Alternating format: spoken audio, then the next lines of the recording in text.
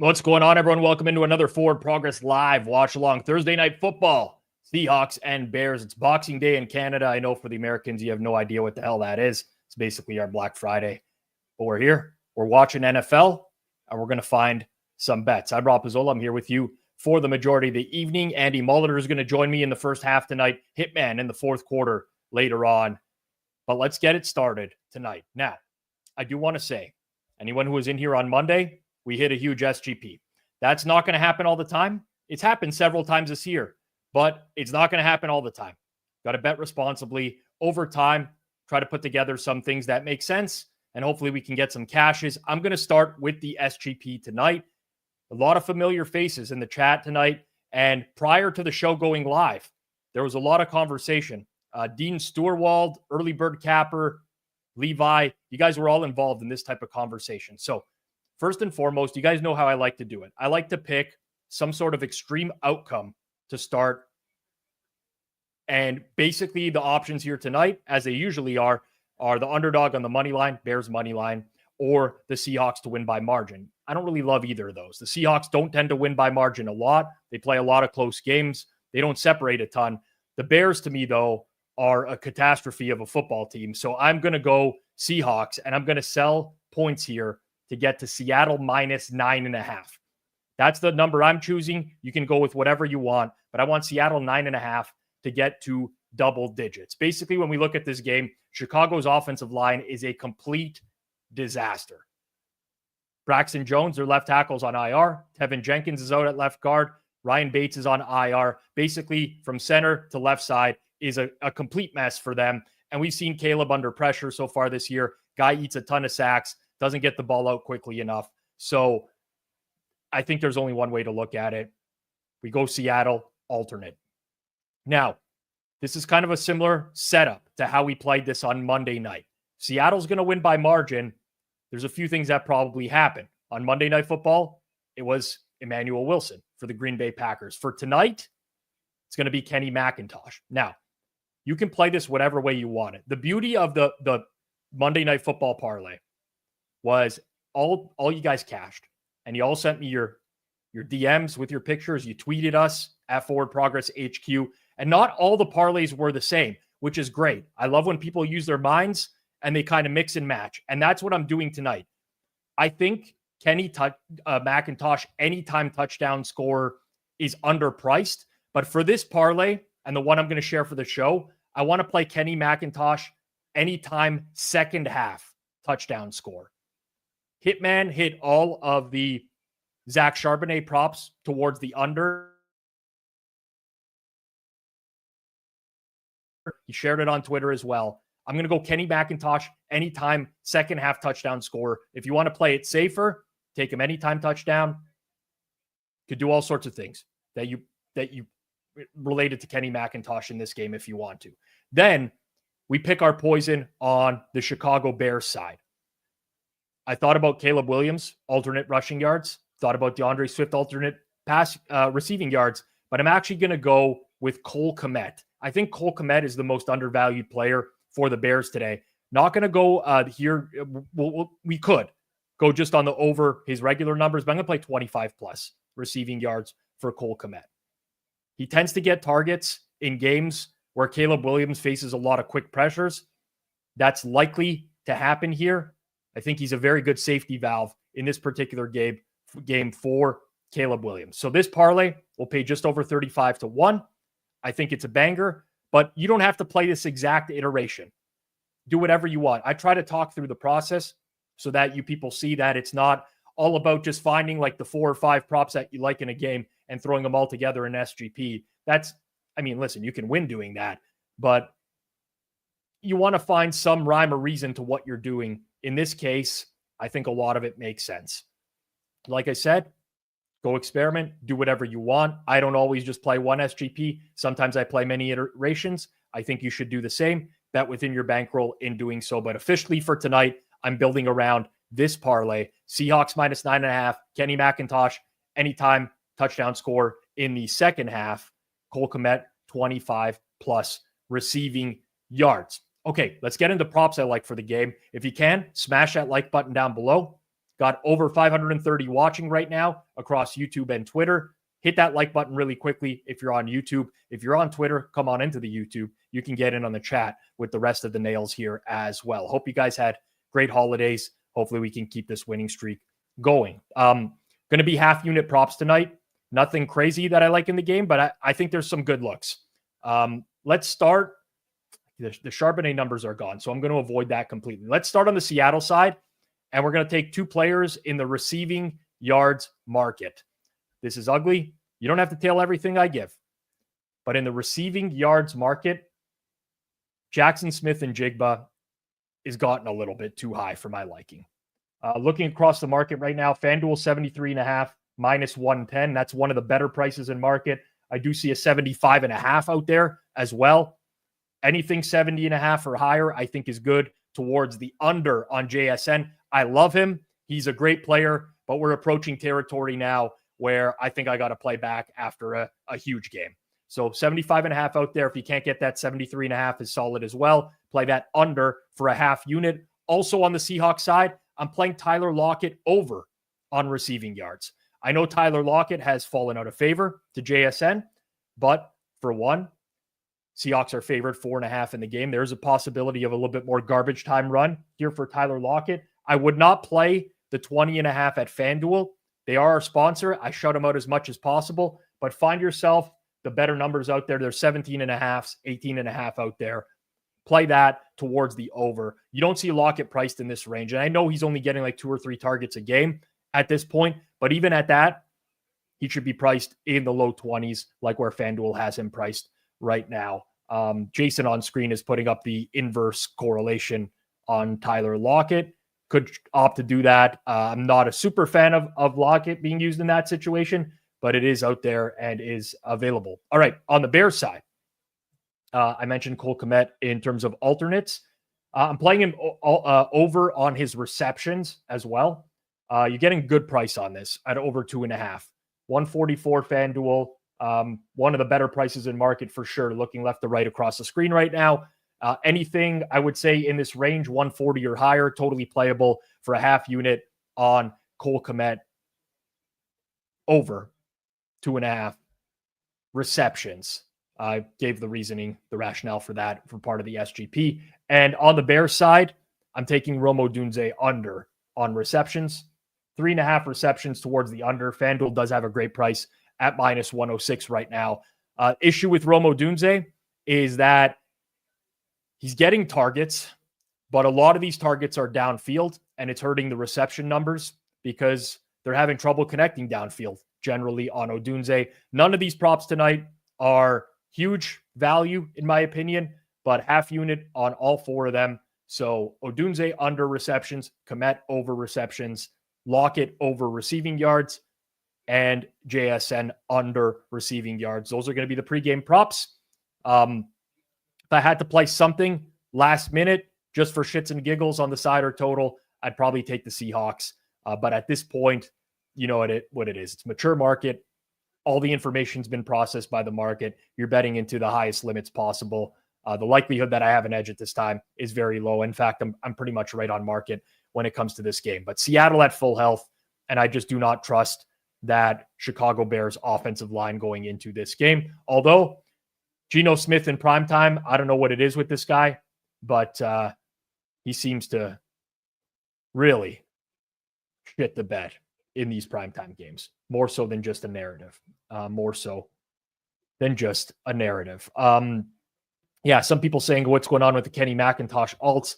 I mean, would you want to offer alts in a game with uncertainty at running back when the starting running back is just being pounded towards the under? I'm not sure you would either.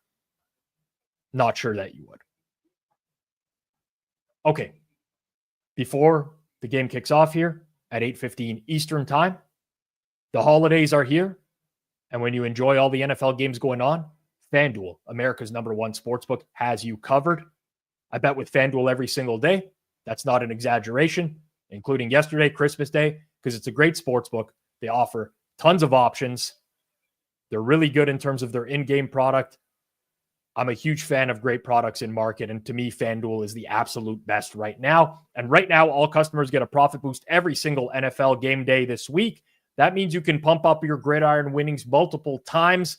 And of course, Thursday night football tonight, we have a 25% NFL live profit boost token for tonight's game. We'll try to use that, find something in real time to use a 25% NFL live profit boost token. Fanduel has tons of ways you can get in on the action. You can bet money line spreads, player props, and more.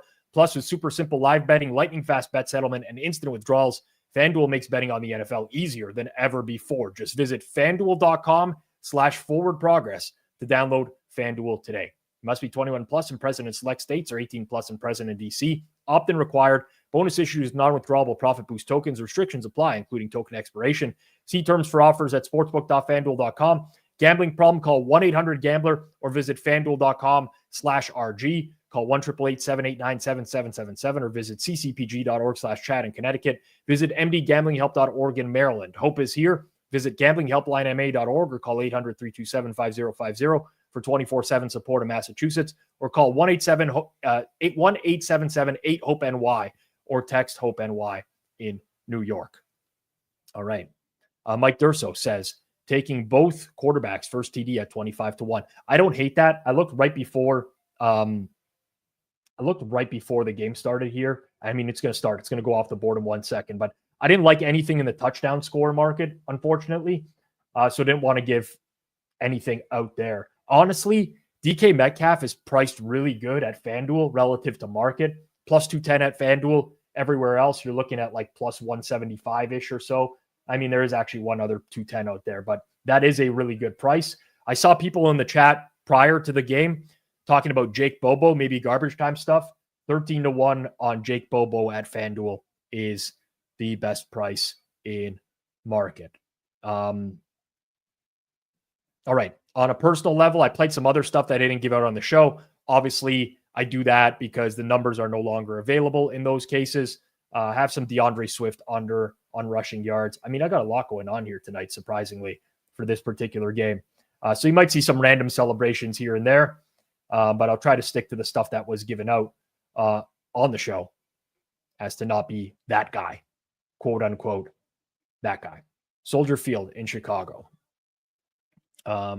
Hopefully, I was going to say hopefully we get an interesting game tonight, but interesting could take a back seat to cashing a big parlay. So if it's going to be a blowout, let's get the Seahawks home. If it's going to be a blowout, I would much prefer that all around. I'd much prefer that. Geno 2 TDs plus 126. I actually have some Geno under 1.5 touchdown passes at minus 115. So I can't root for you there.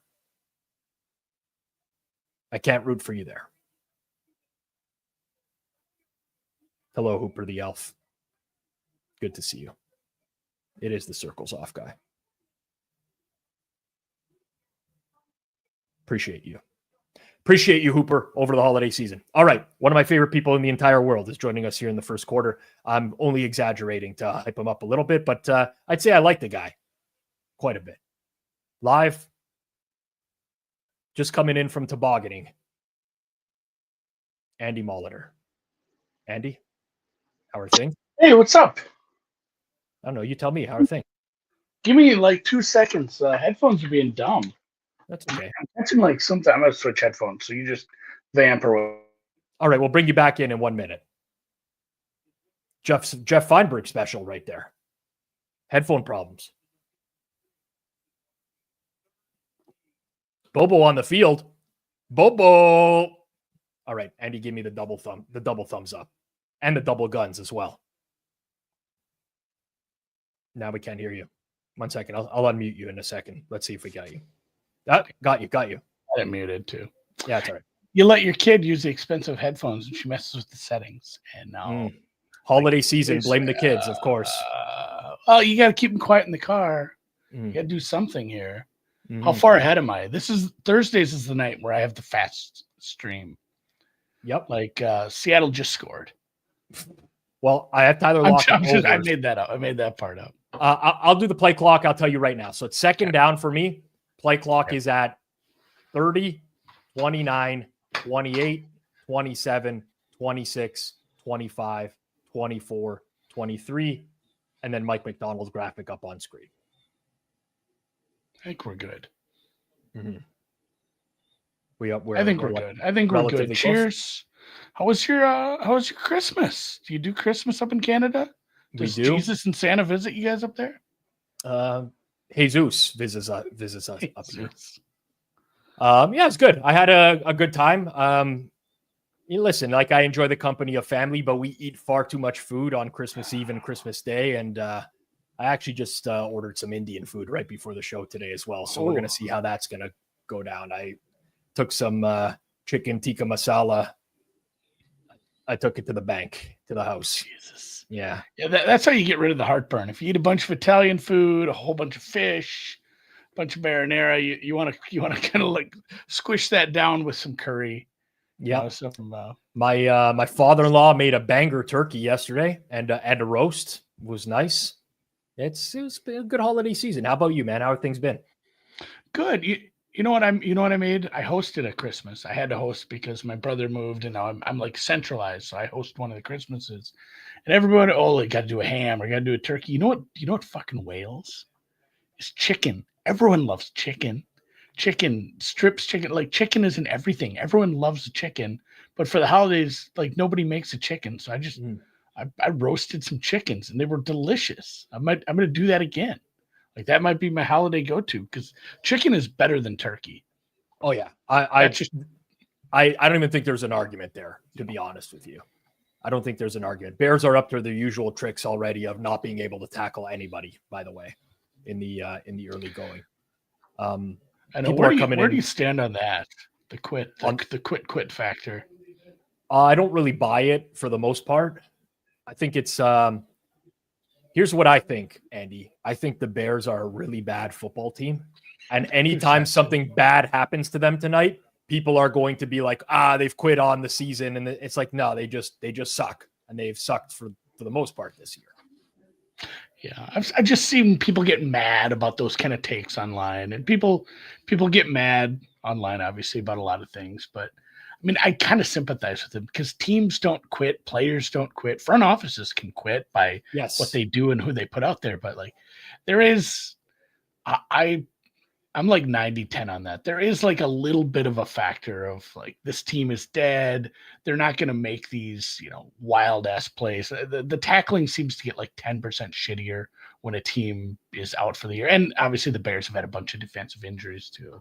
Well, here's the beauty of it, Andy. If you think a team is quitting, you're allowed to bet your opinion. That's the beauty of sports betting. Yeah. It's a beauty. Like, I think the Giants are quitting as an organization. I believe the Giants are doing their damnedest to put the worst possible team on the field to secure that first overall pick. And if Malik Neighbors doesn't play this week, I feel very strongly that they're doing that. But once they're out on the field, I mean, it's really hard for me to believe that a lot of these guys are just like allowing anything to happen, or I don't know. It just doesn't seem like in the nature of a professional athlete to do that all that often. Jesus. Yeah, their defense looks pretty bad. And I mean, anyone who's ever played sports, even at like, varsity high school level, knows like, if you are not putting your full effort in, it's just a better way to get hurt. Like, your odds of getting injured are that much higher. And all these guys, they're always looking for that next paycheck, that next contract. Anyway, you can't go out there and put shitty tape out. Although I guess everyone on the Bears is right now. It's like a third string running back that just went for 15 yards. I think we actually are going to have to bet Kenny McIntosh over on rushing yards. He's already in the game on the first drive. 52.5, and he's at 29. I almost feel like that's worth it. I mean, he's getting. It does kind of have the vibes on the first drive. I'm going to hit some 52.5. Oh, I just got locked. I got locked up. Wow. It does have Monday. Do you remember the Monday, like, backup running backs in immediately? I don't even know. Do they have somebody on roster behind McIntosh right now? I can. I did actually look that up before the game, and now I don't even remember that. I do remember Monday very well, Andy. That was was one of the better betting days for me. Yeah, you had a fun SGP. Yeah. It doesn't. I don't see anyone on the official site. I don't know. Maybe they dressed Yeah, somebody, they but have I know that George was I coin George tossed between Holani. those two. George Yeah, Holani, Boise I State. forgot. Travis Homer is somewhere, but I think he's an injured person. No, Travis that Homer's was with other team with the Bears, is he yeah, not? he's Bears. Yeah, Yeah, no, he was a Seahawk. They always he had was. like a ton of. Oh God, Travis Homer revenge game. what Huh? is it about getting in the red zone and Gino doing that shit? I'm It's about to like see it his now. Yeah, brain just just his brain's not there. At least he was targeting Lockett. I do need some Lockett targets. So, but yeah, that's the most classic Geno experience. And then also, like, this is the classic defensive coordinator turned head coach experience. Trots the field goal team out there right away. Like, not even a consideration. I don't know. Maybe they're you got to trust the defense. Take the points, Rob. Just take the free points. They're free. Trust the defense. Get out there. I do actually hope that goes through here. I hope they are free points tonight. And I would have liked 7. I backed the team total over. I would have preferred 7. It's harder to get there when you count by threes. That is kind of what you deal with when you have a DC as a head coach. Yeah, they didn't even think about it. It was a short 3. Yeah, it's true. John Weedman asks, Andy, what's the brown drink of choice tonight? You know what? I bought some Redemption rye the other day. I might have some of that as I wind my day down. We just got, I don't know, is this a Canadian thing too? And I've told this to everybody who will listen. We just got a Total Wine in town because I live in a decent sized town, but it's not big. So when we get something fun and new that I used to have to, only get to see when I got to the big city, it's pretty fun. And boy, their brown liquor selection is pretty solid. I'll be in there quite a bit. I wasn't allowed to buy a lot because my shelf, I have a shelf and it's very full. And the wife said no. Like, you have to finish some of those first. Fair. I'm in the same boat as you right now. I'm in the same boat. Which, okay, sure, I'll just finish a couple bottles. That's not going to be a problem. It does need to get a little colder. Yeah, Brinks knows. Total Wine is solid. I love that place. So went there, got my wine for Christmas dinner, went Spanish wine. Yeah. If I want to go full Drew Dinsick on this ass, we had some Tempranillo. It was the red, and some Albarino with a nice little white with a little bit of sparkle. Isn't that the spread investor, Albarino? Yeah, I think that's his last name. Dude, I'm honestly, that's like, maybe I said the wine wrong, and maybe I just had that in my name. I forgot. I met him one time. That is his last name. I'm pretty sure it is. Yeah, I've met him several times, and he made it a point of emphasis not to approach me and say hello, if you recall, Andy. Aw. Well, I mean, you're in a lot of you who are in the chat have never been in the physical presence of Robert Pizzola. He's intimidating. He's an intimidating presence. He takes up the room. Was it the baby blue suit that intimidated you? Yeah, sore thumb just sticking out. Nobody wore any colors. It's like you and obviously some of the women had dresses, but a lot of black suits. I liked yours a lot. Yeah, I like to stand out. Listen, I'm self-confident. I like to, that's like it. Yeah. How'd it go with a big Italian family? I've only seen it on TV. Is it not as crazy as, like the? I wouldn't call it. It's loud. Yeah, it's quite loud. We play. I do Christmas Eve at my mother's, or my parents, and we do play bingo for a few hours, and that gets really. You don't want to be the one calling the numbers, because everyone just gets mad at you. It becomes not fun real quick. Yeah, it was kind of like the blue suit from Dumb and Dumber. It was that same color. It was. It was just a floral shirt underneath. I know how to make it work and not look like a complete idiot. It pulled it all together. My mother got in like her stocking some 80s trivia game, and she busted that out. And I almost felt bad for the rest of the people in the room. I've always been good at trivia. I've always been good at remembering stuff like that. But I mean, I just got like the eight or nine in a row to start, where I had to just like stop answering so other people would have a chance. I felt really bad for all the stupid people in the room with me. It's tough. It's tough being a smart guy, Andy. I will say. Well, or remembering a lot about, the Karate Kid series. Mm-hmm. When I first met when I first started going to my wife's for Christmas, they did like this, like a variation of charades where it's a variation, but the actual acting portion, the charades part where you would pick out of a bowl and have to do these things, I could do these very quickly and come up with something.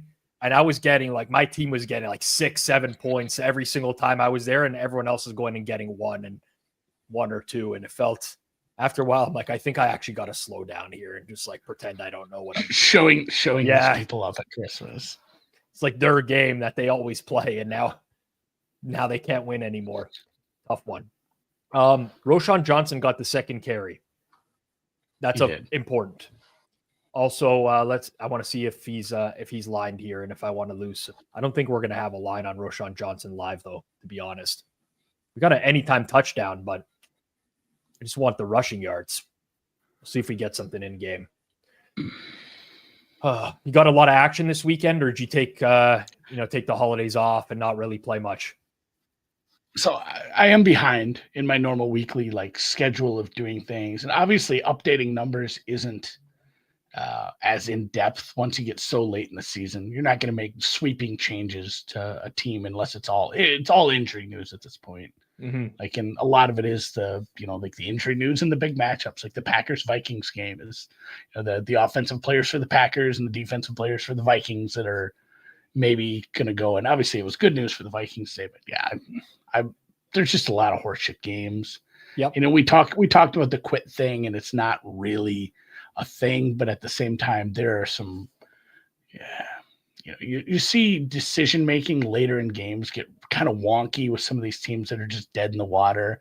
But you get two teams that have nothing to play for, and sometimes playing time gets funny. And I don't know, Hitman could probably talk about that too with some of the player props in those games. Like, there's a bunch of games. I don't know what your feelings are, but there's a bunch of games this week I wouldn't touch with the 10-foot pole.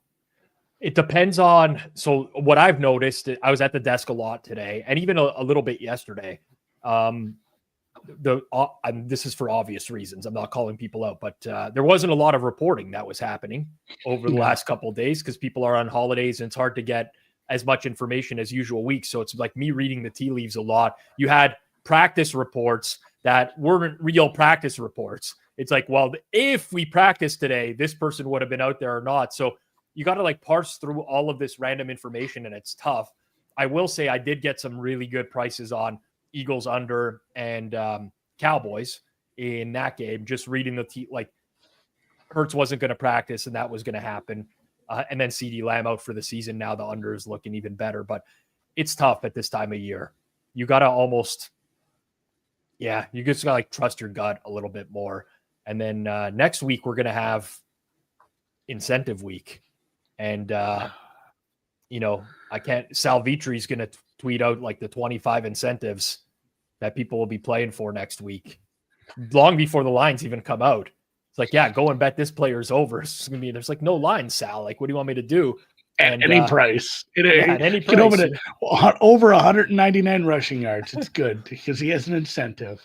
Yep. And it's funny too, that used to be a thing. There were one or two where you knew, not only does he have this, but the team is the kind of team that has tried to help them out with that sort of thing, or they're in a position to help them out. But now you just, I got Sal lists 50 of them and just bet all of these.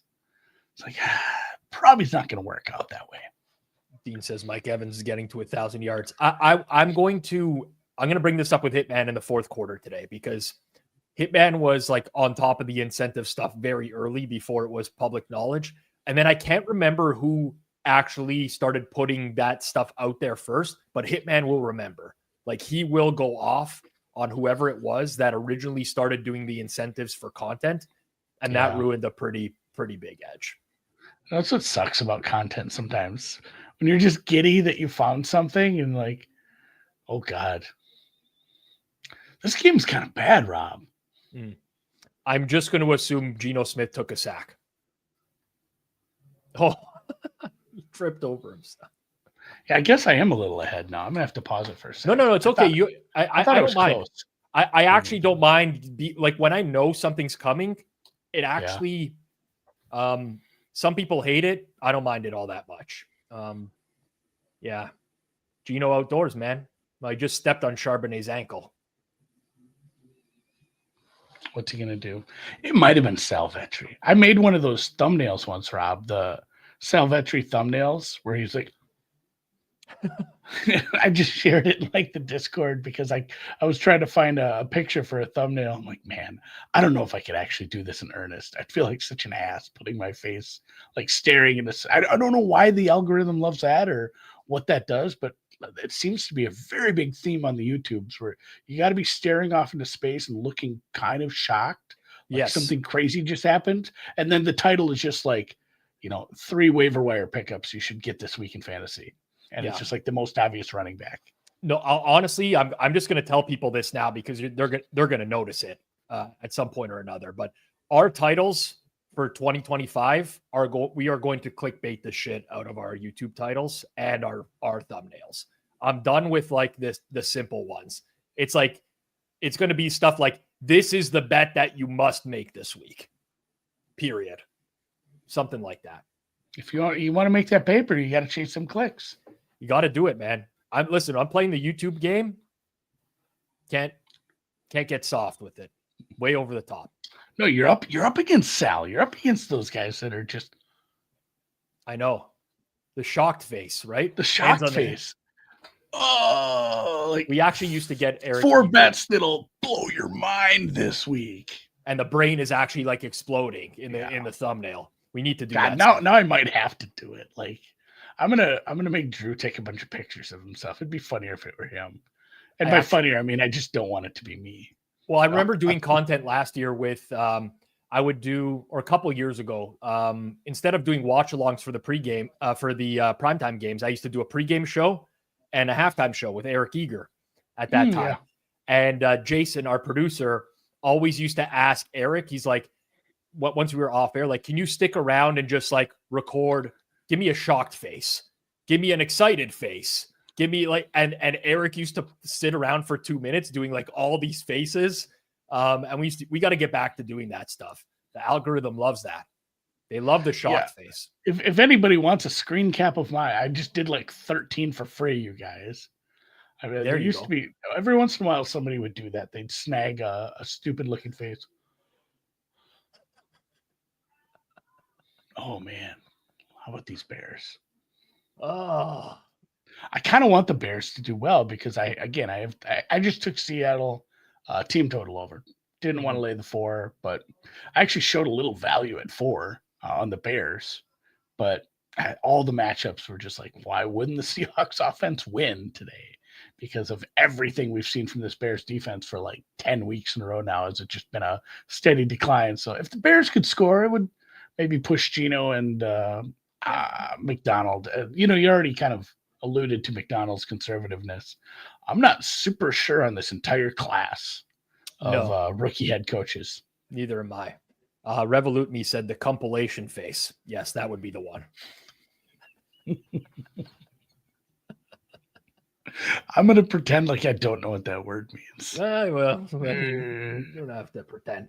A miracle happened today. I'm just refreshing my BetStamp account, but I took 2 receiving unders in Pitt Toledo, which went to 6 OTs. 6 OTs, yeah. And I cashed them both. They must Kenny have run Johnson, the ball on. Yeah, they ran the ball a ton. I'm looking at the box score of this game. It's absurd, the amount of rushing yardage.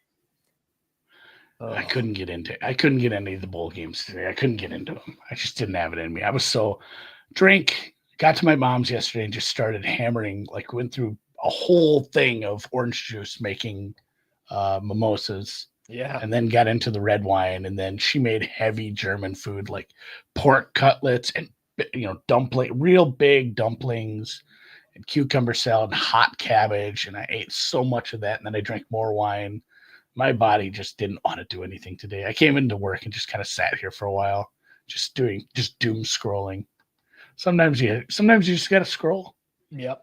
when I was in Eastern Europe this summer, I man, the pork schnitzel, fantastic, but with like a side of potato salad. Oh man.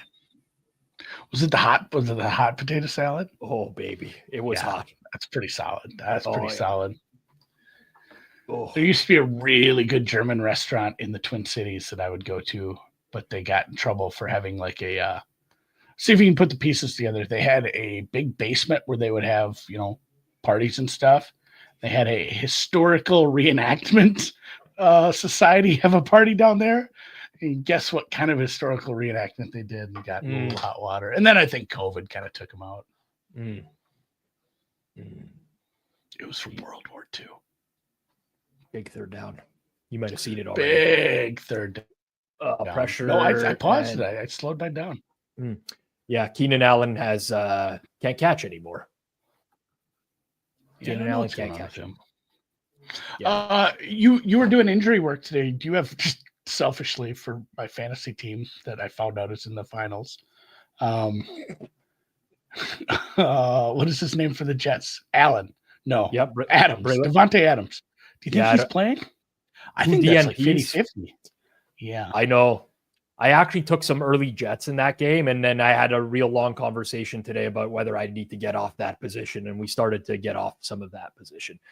That's a tough one. And then like Buffalo ruled Matt Milano, he cleared today, and so did Rasul Douglas. So they're very much taking that game seriously.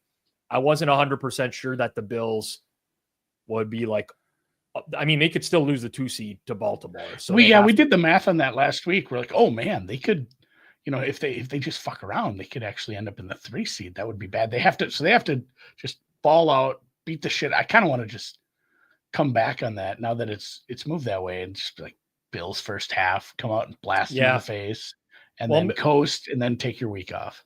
McDermott did cuck me. McDermott is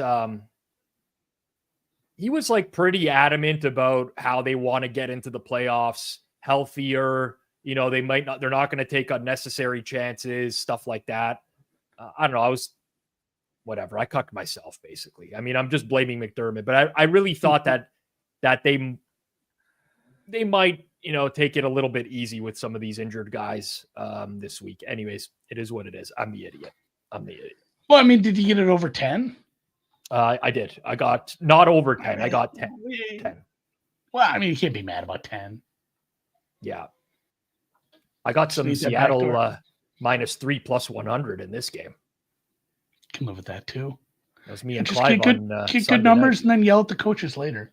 Yeah. Well, I did see that for McDermott, and then you had Josh Allen kind of saying the same thing, and it feels like things that people don't say out loud all that often. So the fact that they were that comfortable saying it out loud made me a little nervous for, the next couple weeks here. But I don't know how they feel about his MVP campaign either. Yeah, I mean, they're going to go for it, man. Like he's going to go ham on the Jet. He has to. Yeah. It's kind of in doubt a little bit now, because it's like, what have we seen last? And we just saw Lamar tear up the Texans. But so it's, I think, Cody said maybe like a Josh Allen rushing under, just tell him to relax and not run. I don't think so, man. I think that I don't know if he would listen to that. Like, yeah. Do you remember early Josh Allen? This is like, hipster Andy. Like, I listened to Josh Allen before he was cool, but like early Josh Allen, where he wasn't quite in his final form, and he was still doing stupid stuff. Do you remember that fumble that went like he was running and he fell and it went like straight up behind him somehow? That might have even been a playoff game. Like he would do some wild stuff back in there. He's still got that in him. Yeah, he does. The first Texan that might have been that Texan playoff game. Yeah. I was trying to remember the opponent. I can't. My memory's not good enough. I'm getting old and losing. I got to do like some memory exercises. If anyone's got anything, memory gummies. The problem is I'm taking the non-memory gummies, unfortunately. They opened up one like I go out my front door in my office and I can see the little bar and restaurant I go get drinks at sometimes. Right next to that now there's a dispensary. It's like, God, it's not even a block from here. I've went back to actually smoking joints. Like I'm not like lately. I haven't been vaping or edibles or anything like that. I'm just smoking joints, man. It's like I'm in high school all over again. I don't know who I told this to, but I wasn't big on the vaping stuff. I, smoke drugs like a normal person, but I don't hate the gummies. I just, the only thing I don't like is it takes a little bit. And then by that time, especially when it used to be always in Vegas, because that's when it was easier to get them before it was legal here. And Vegas has a million things going on. I'd take a gummy and then I'd forget about it. And then 45 minutes later, I'm at a blackjack table. I'm like, man, my mouth is dry. Yeah. I'm like feeling, I'm like, oh shit, I'm high. I'm like, I'm starting to get fucked up now. This is what's happening. I'd forgotten I'd done that. Yeah. But I did buy one of those vapes once. I wasn't the biggest fan. So I tried a couple, and then this guy was misunderstanding me at the shop, and he sold me one, and it wasn't working. And it turns out it was just nicotine.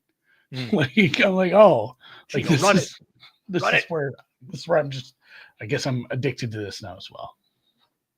Well, we're going to have another punt here. It should be noted, Kenny McIntosh was in the game for this drive as well. So he's got 5 carries to Charbonneau's 4. I don't know why Gino just didn't run that ball. He had like easy couple yards. But it's, you know what, Gino in primetime, I can recall so many times betting Gino in a primetime game. I want to say at least a handful of them against the 49ers where he just loses every time. Every time. I mean, yeah, if he'd have gone outside there, he'd have been fine for 2 yards. This is pretty bad from the Seahawks right now. Like, I expected the Bears to be bad. Yeah. Yeah. So this happened this week to me, Andy. It's really hard to describe, so I'm going to do my best in describing this. But when my in-laws got married, don't remember the year, long time ago, they had a centerpiece at every table at their wedding, which is kind of like a music box. You turn it, and then it slowly turns, and it opens up these compartments that bring cigarettes out. Okay, because you could smoke indoors. Everyone smoked cigarettes at the time. So I now have that piece in my home, and I've been storing my joints in there. So I've been pre-rolling, storing in there. Do you roll them, or are you buying pre-rolls? I'm buying. So I'm not rolling anymore. I can't roll with shit. Never could. I can, but like it just takes time that I don't have. So I'm buying the pre-rolls now.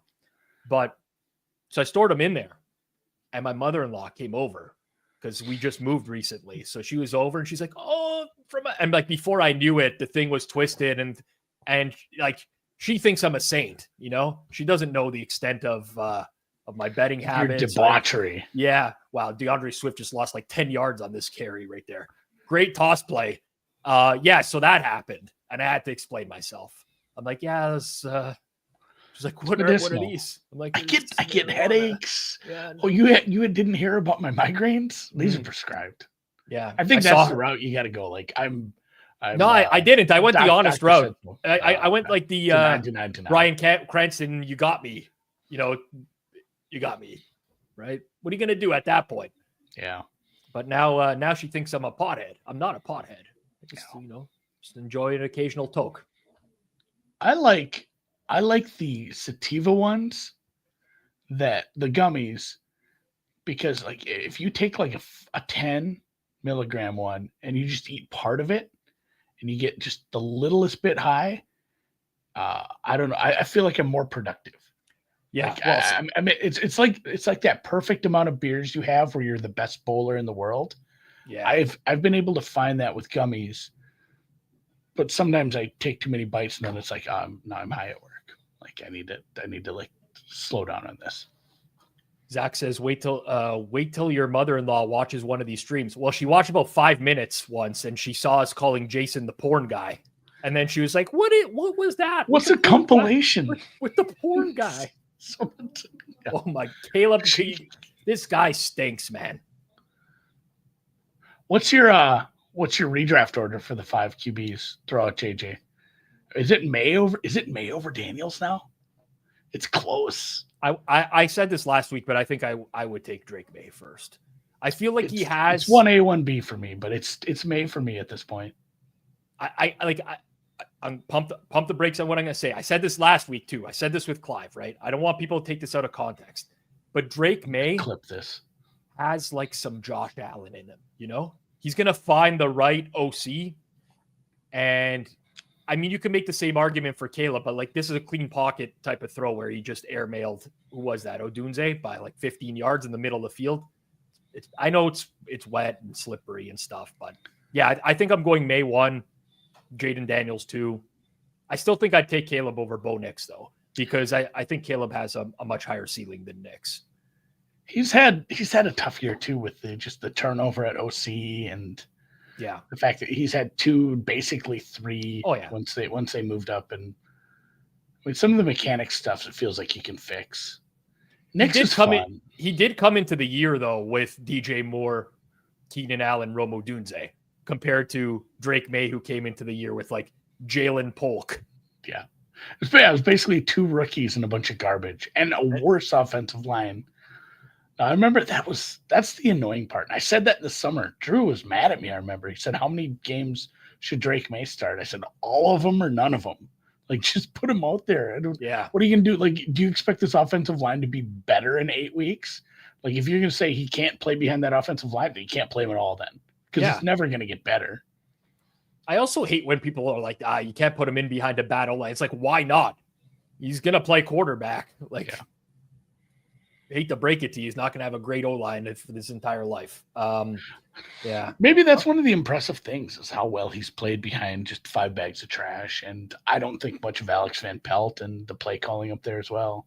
Oh, and Gerard Mayo. I've They're really going to bring him back though. I mean, I know. I've really thought about this a lot this week, and I think I would rather Antonio Pierce coach my team than Gerard Mayo. I think Mayo is actually low key the worst. He is so bad. I know they're all bad. Pierce is in a weird spot now where he knows what's up. So it's harder to judge him now, but the whole of his work, I mean, it's close. And then I feel bad because the Canales and Callahan stuff, it's hard to judge them with the rosters they have. Want to give them time. McDonald tinkered a million times with the defense. It's hard to tell exactly what he's going to be. Who's our other one? Didn't we have 6? Raheem Morris. Yeah. I like that they had the balls to be like, well, Kirk ain't going. Kirk done. He's terrible. We give up. That's hard. Sometimes you see these teams make hard decisions. I think one of the biggest ones I was like proud of a team was when they drafted Kyler Murray. Like, we fucked up. Like, Josh Rosen is bad. We need to just start over. We're not even going to give this a second chance. Doing it over. Full ass redone. Josh Rosen was so bad. So bad. That was the class where I gave up trying to guess how good rookie quarterbacks would be.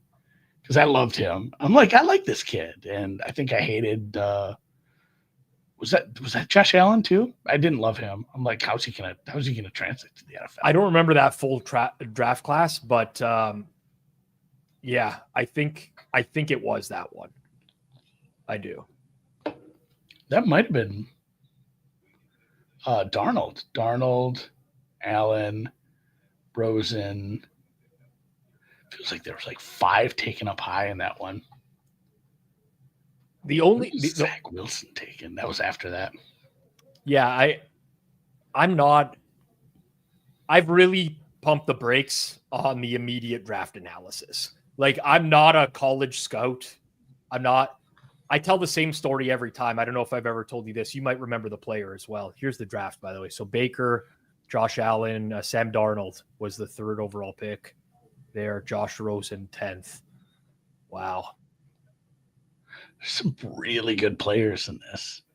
Frank Ragnow at 20, man. That was a steal. That center there. Vita Vea. Lamar Jackson. Let's just sneak back in and take Lamar and get that extra year. Yeah. Nick Chubb is a 2nd rounder. I guess he's a running back, whatever. But again. Yeah, I've given up on the prognostication. I did. Yeah, I've had a few that I certainly got right. Johnny Manziel was the one that I was adamant will not be a good pro quarterback. I watched enough college that year where I felt strongly, but yeah, I'm done doing that. I'm a Cowboys fan, and I remember I was working at the Score back in the day. I want to say was either 2012 or 2013, and I remember the Cowboys drafted at the end of the first round Wisconsin center Travis Frederick, who everybody had like a third round draft grade on.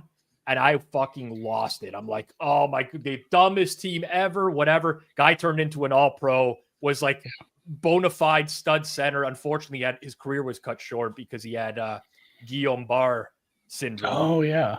Which is, it was tough. But since then, like a decade ago, I'm like, okay, I'm not putting these takes out there anymore. I'm not letting these takes live on the internet.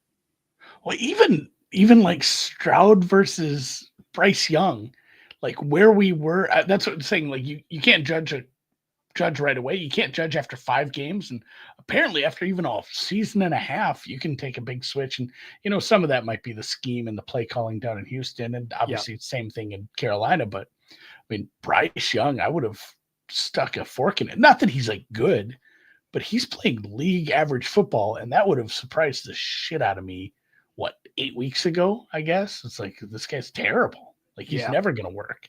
It's like just taking a break and suddenly his head is right.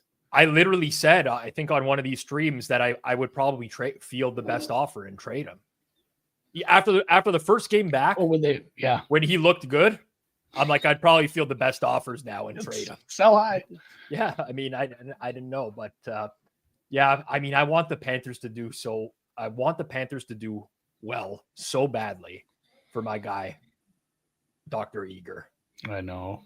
It is fun when they win, because he's not as active on social media, obviously, as he was when he was, working with Sumer or PFF, but he does always tweet when they win. Like, it's fun. It's like, oh yeah, Eric.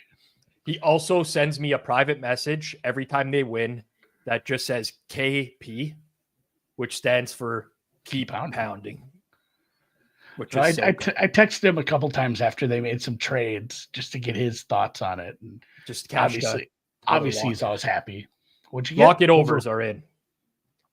Longest receiving or total yards? Total yards, which was lined at 16.5 for Tyler Lockett. Yeah, he's kind of had a fall off. I thought it was going to be a pretty big Metcalf day. If he was going to see some man coverage, just like you have one good corner. You have one pretty decent corner here, but if he doesn't get matched up on him and he's across the field. Well, Jalen Johnson playing a lot on JSN so far. Lockett caught another ball right there. So if you took the worst prices on him, you're good now as well, I think, at that point. 3 for 20.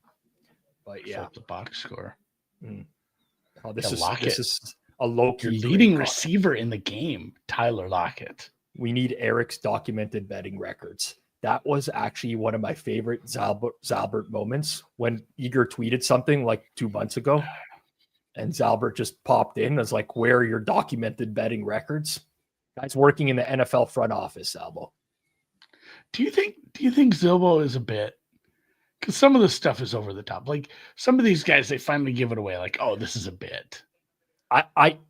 So like, I'm gonna say this as politely as I can, and I treat everybody equal. I treat everyone equally, no matter what. Okay.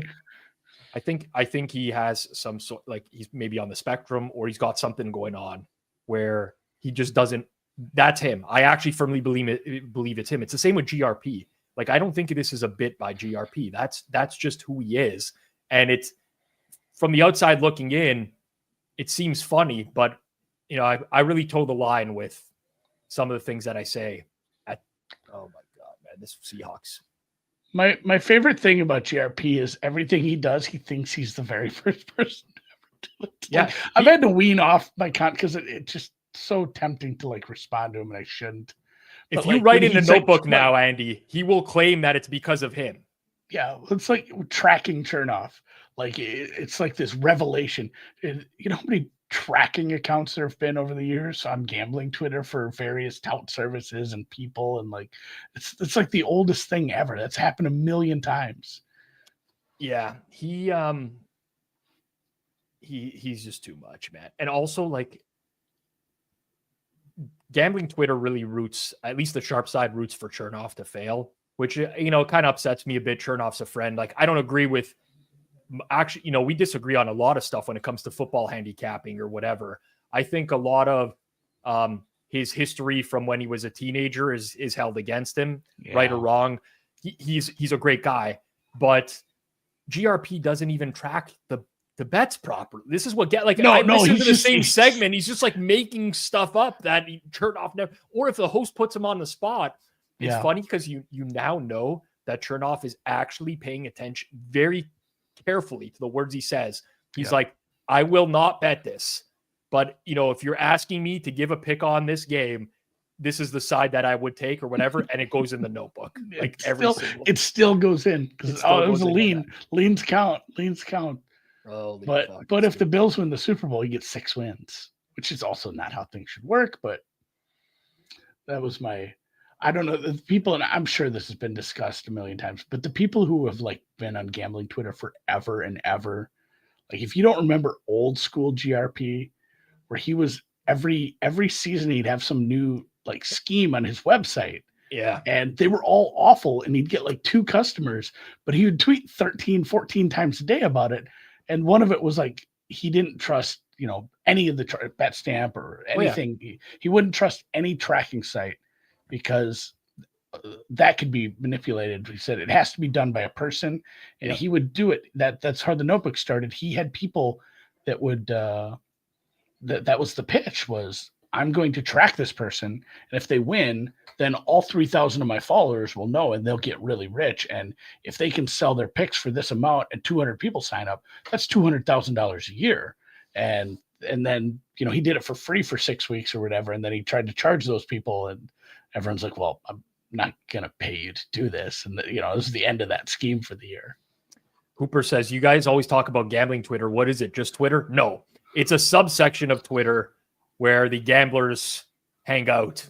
There's sharp gambling Twitter, and then there's square gambling Twitter. They actually rarely intersect, but when they do, there's fireworks, usually in some capacity. If you want to see the intersection of that, it's just the shipper, like his Twitter feed. Like he's sharp gambling Twitter who only retweets dumb gambling Twitter. Like I have to mute him sometimes because he's so negative, but every once in a while you got to scroll just to make sure you haven't been retweeted. That's how you know you're doing okay, at least. Yeah. The GRP stuff is I remember the first Bet Bash in New Jersey where he was there and we chat. Every single time I've talked to that guy in person, he's always led the conversation by telling me that BetStamp is a scam. He's like, BetStamp, and I'd be like, okay, why?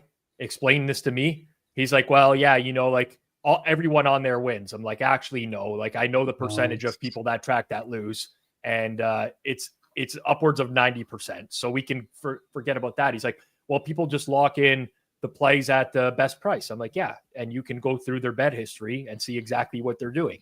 And he's like, well, it's actually a good point. I'm like, yeah, I mean, like, just go through someone's history. You could check whether they're tracking against a sharp book, a square book, you know. And he's like, well, I didn't really, but he forgets this every single time. I mean, we have the same conversation over and over and over. So, yeah. I remember that was, you know, back to the Zillow thing. That's the thing that went just back and forth in my head because I spend too much time thinking about gambling Twitter. But even if you mute him, you're going to see the lottery ticket tweet. And I thought about that so much. Like, is that a bit? Or is he like literally taking his mom's Social Security check and buying her scratcher or, you know, lottery tickets with it for Christmas? Yeah. Because that part is like sort of fucked up. I I almost did take the time and write down all of those numbers in a notebook to take a picture of it. I'm like, I'm not sure that's worth a tweet right now. So know that I almost did that, guys. imagine one of these hitting and then him splitting with like 5,000 people because everyone played the same numbers as him. Yeah, just to be a dick. That'd be pretty. Oh, man. I would really love to see the Bears take a safety here.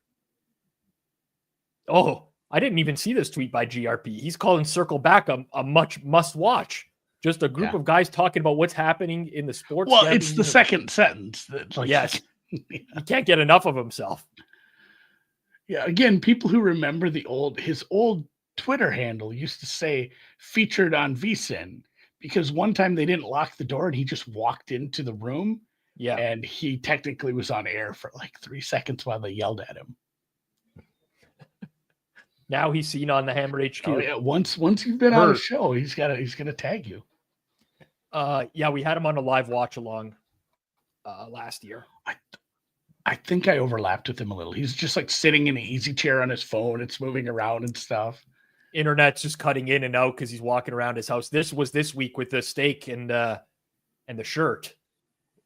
Oh, that's a big. That shirt was right in the steak. Like, there's no way that's clean. No, definitely not clean. Definitely. That's why I just won't wear a white sweater when I go eat. I gave that as a minus EV move on Circles Off before. I think it was a plus EV move where you got to plan what type of shirt you wear depending on which restaurant you're going to.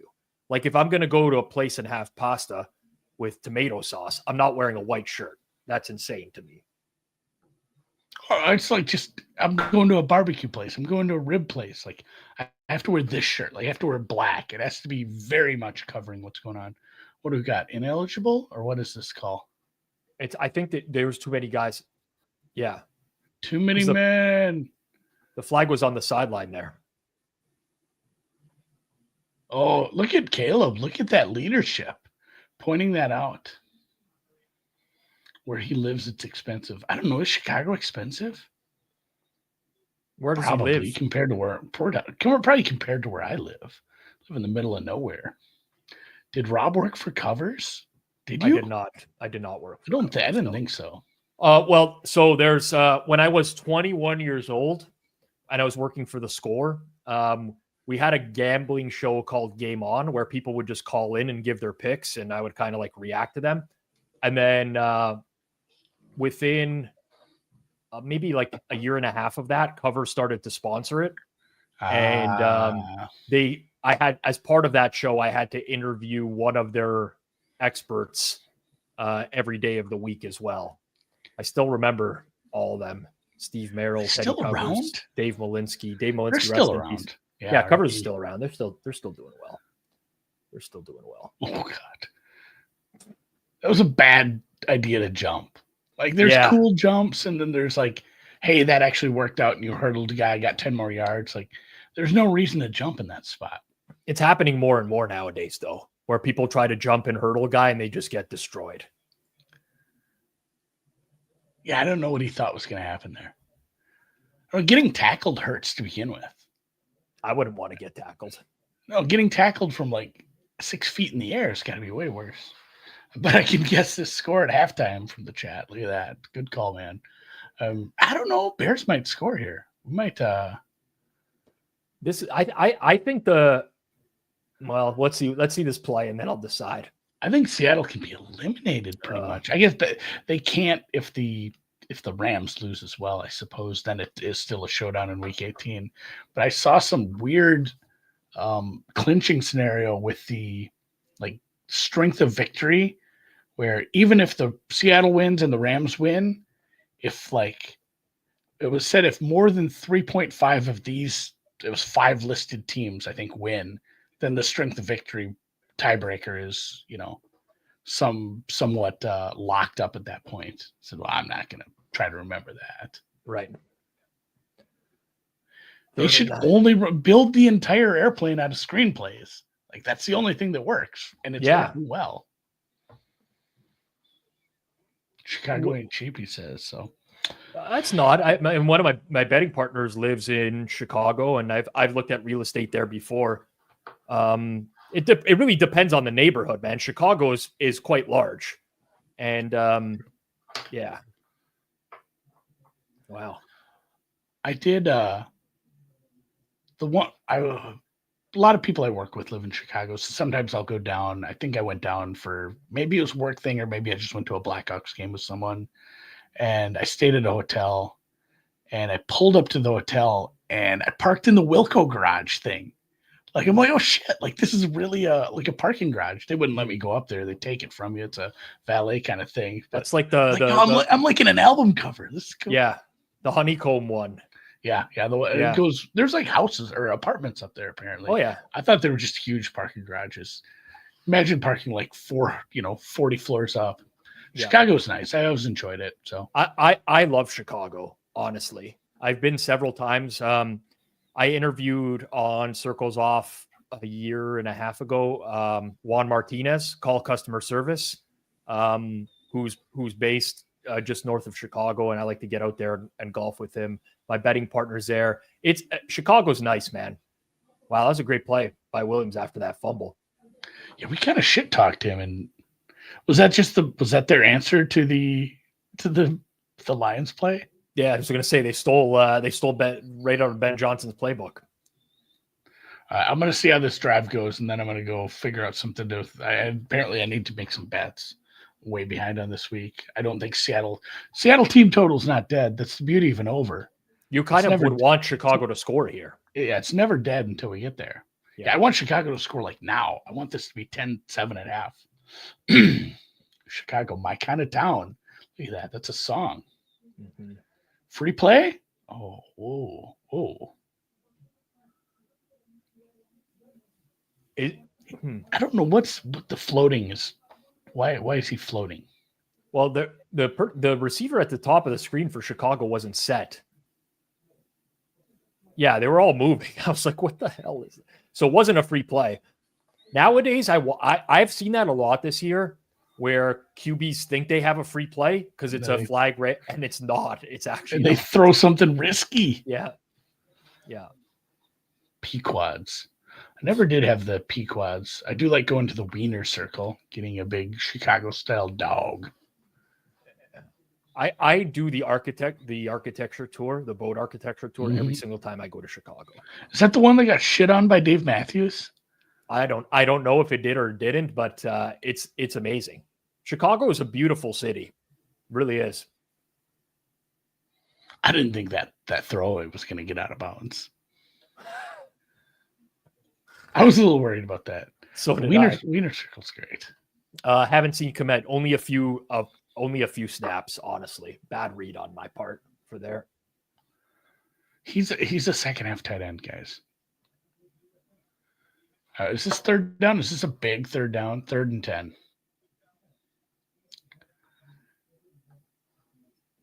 JSN 3 targets, 1 catch. DK only 1 target. It's been a weird game plan. I'm annoyed by everything happening.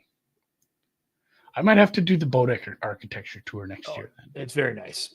Highly recommend. Have a few pops while you're on that boat as well. It's a good time. Oh, so it's like the party barge in Cancun. Wow, that's a great throw. What's the flag? It's got to be holding. I think it's going to come back because Caleb's upset. This is why I would always take Caleb Williams over Bo Nix. That's like a throw where he's rolling out away from himself and fires it with some serious speed. Like Nix doesn't have that. It's not in his repertoire. He just kind of has to figure out he's not playing like Fresno State. Some of these times where he tries to, do something a little extra when he has like an elite pass rusher running him down, and it just looks so dumb. It's like, oh, you tried to make a move on, this top 5 pass rusher, and he's just in your lap anyway. Like you can't be doing that shit.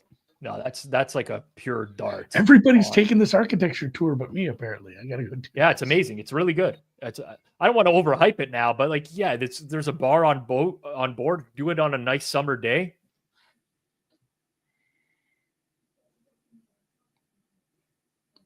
Well, woof. For nothing. Maybe I'll go down for the Stanley Cup Finals. Big Blackhawks season. Are they good this year? This is still bad. They're still pretty bad. Okay. They're not good. Yeah. Last year I went down to see Bedard, and then got a buddy who's got season tickets. We make plans for a day, and it's like the week after he got hurt. So I got to watch just a horrible team who beat the Islanders that day, I believe. Yeah. Yeah, didn't get to see him. Maybe next year. So appreciate you having me, Rob. I'll leave it at 3-3. Yep. I didn't see it go in yet, but you have, obviously. This is right on the edge of Cairo Santos's range, too. Points. Right?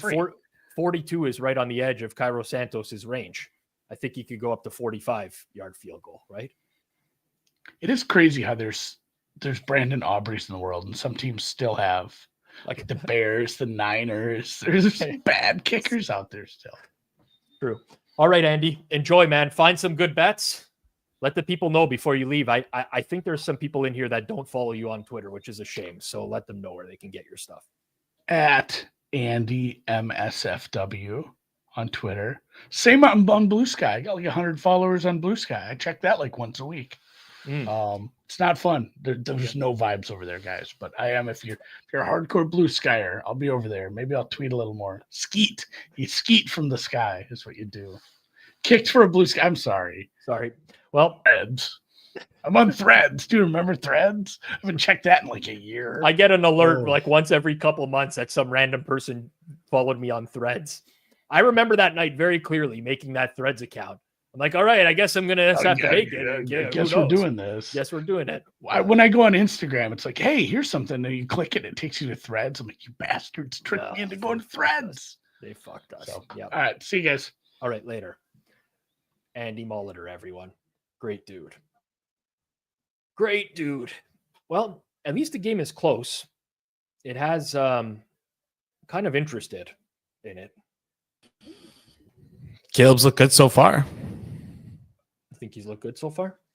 Yeah. I mean, relative to his previous standard of looking terrible. No, he looks like the number one quarterback in this draft. He has like 7 completions, and I think 6 of them are screen passes. Yeah, maybe all 7 actually. Are we gonna fault him for play calling too? Is that his fault for calling a bunch of screen passes? I'm just saying. Their passing coordinator is their head coach, so I mean, there's a lot going on here. Every pass downfield has been highly inaccurate, except for the one that got called back for a touchdown. Whatever. I don't think I'm joking though. I think I'm just like it's what happens. Yeah, especially the ones that hit like Romo Dunze's hands and Keenan Allen's hands. And just, well, the one to Keenan Allen was a 3-yard like out. It was short of the first. Even if he caught it, they were short of the first down. Hey, you got to catch it. But anyways, whatever. It's all good. How are you not wearing a Caleb jersey?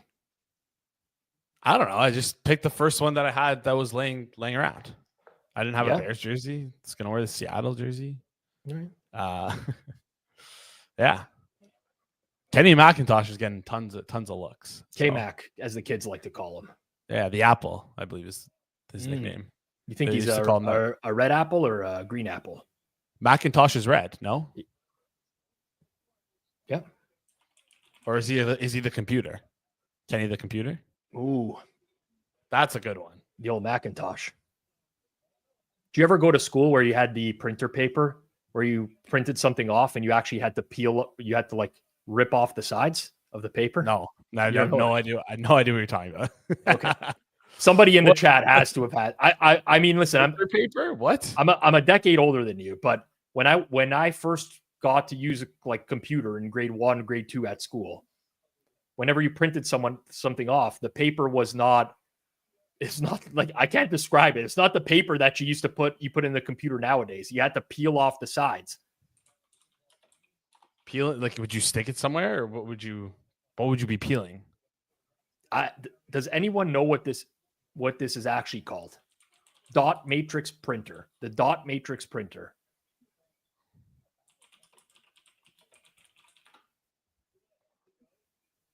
Oh, there's a scrap going on here. This is keep Caleb away from that. He would get fucked up by these guys. Have you ever seen him pound the rock? You ever seen the size of DK Metcalf? Yeah, I would. That's the last guy I want to fight.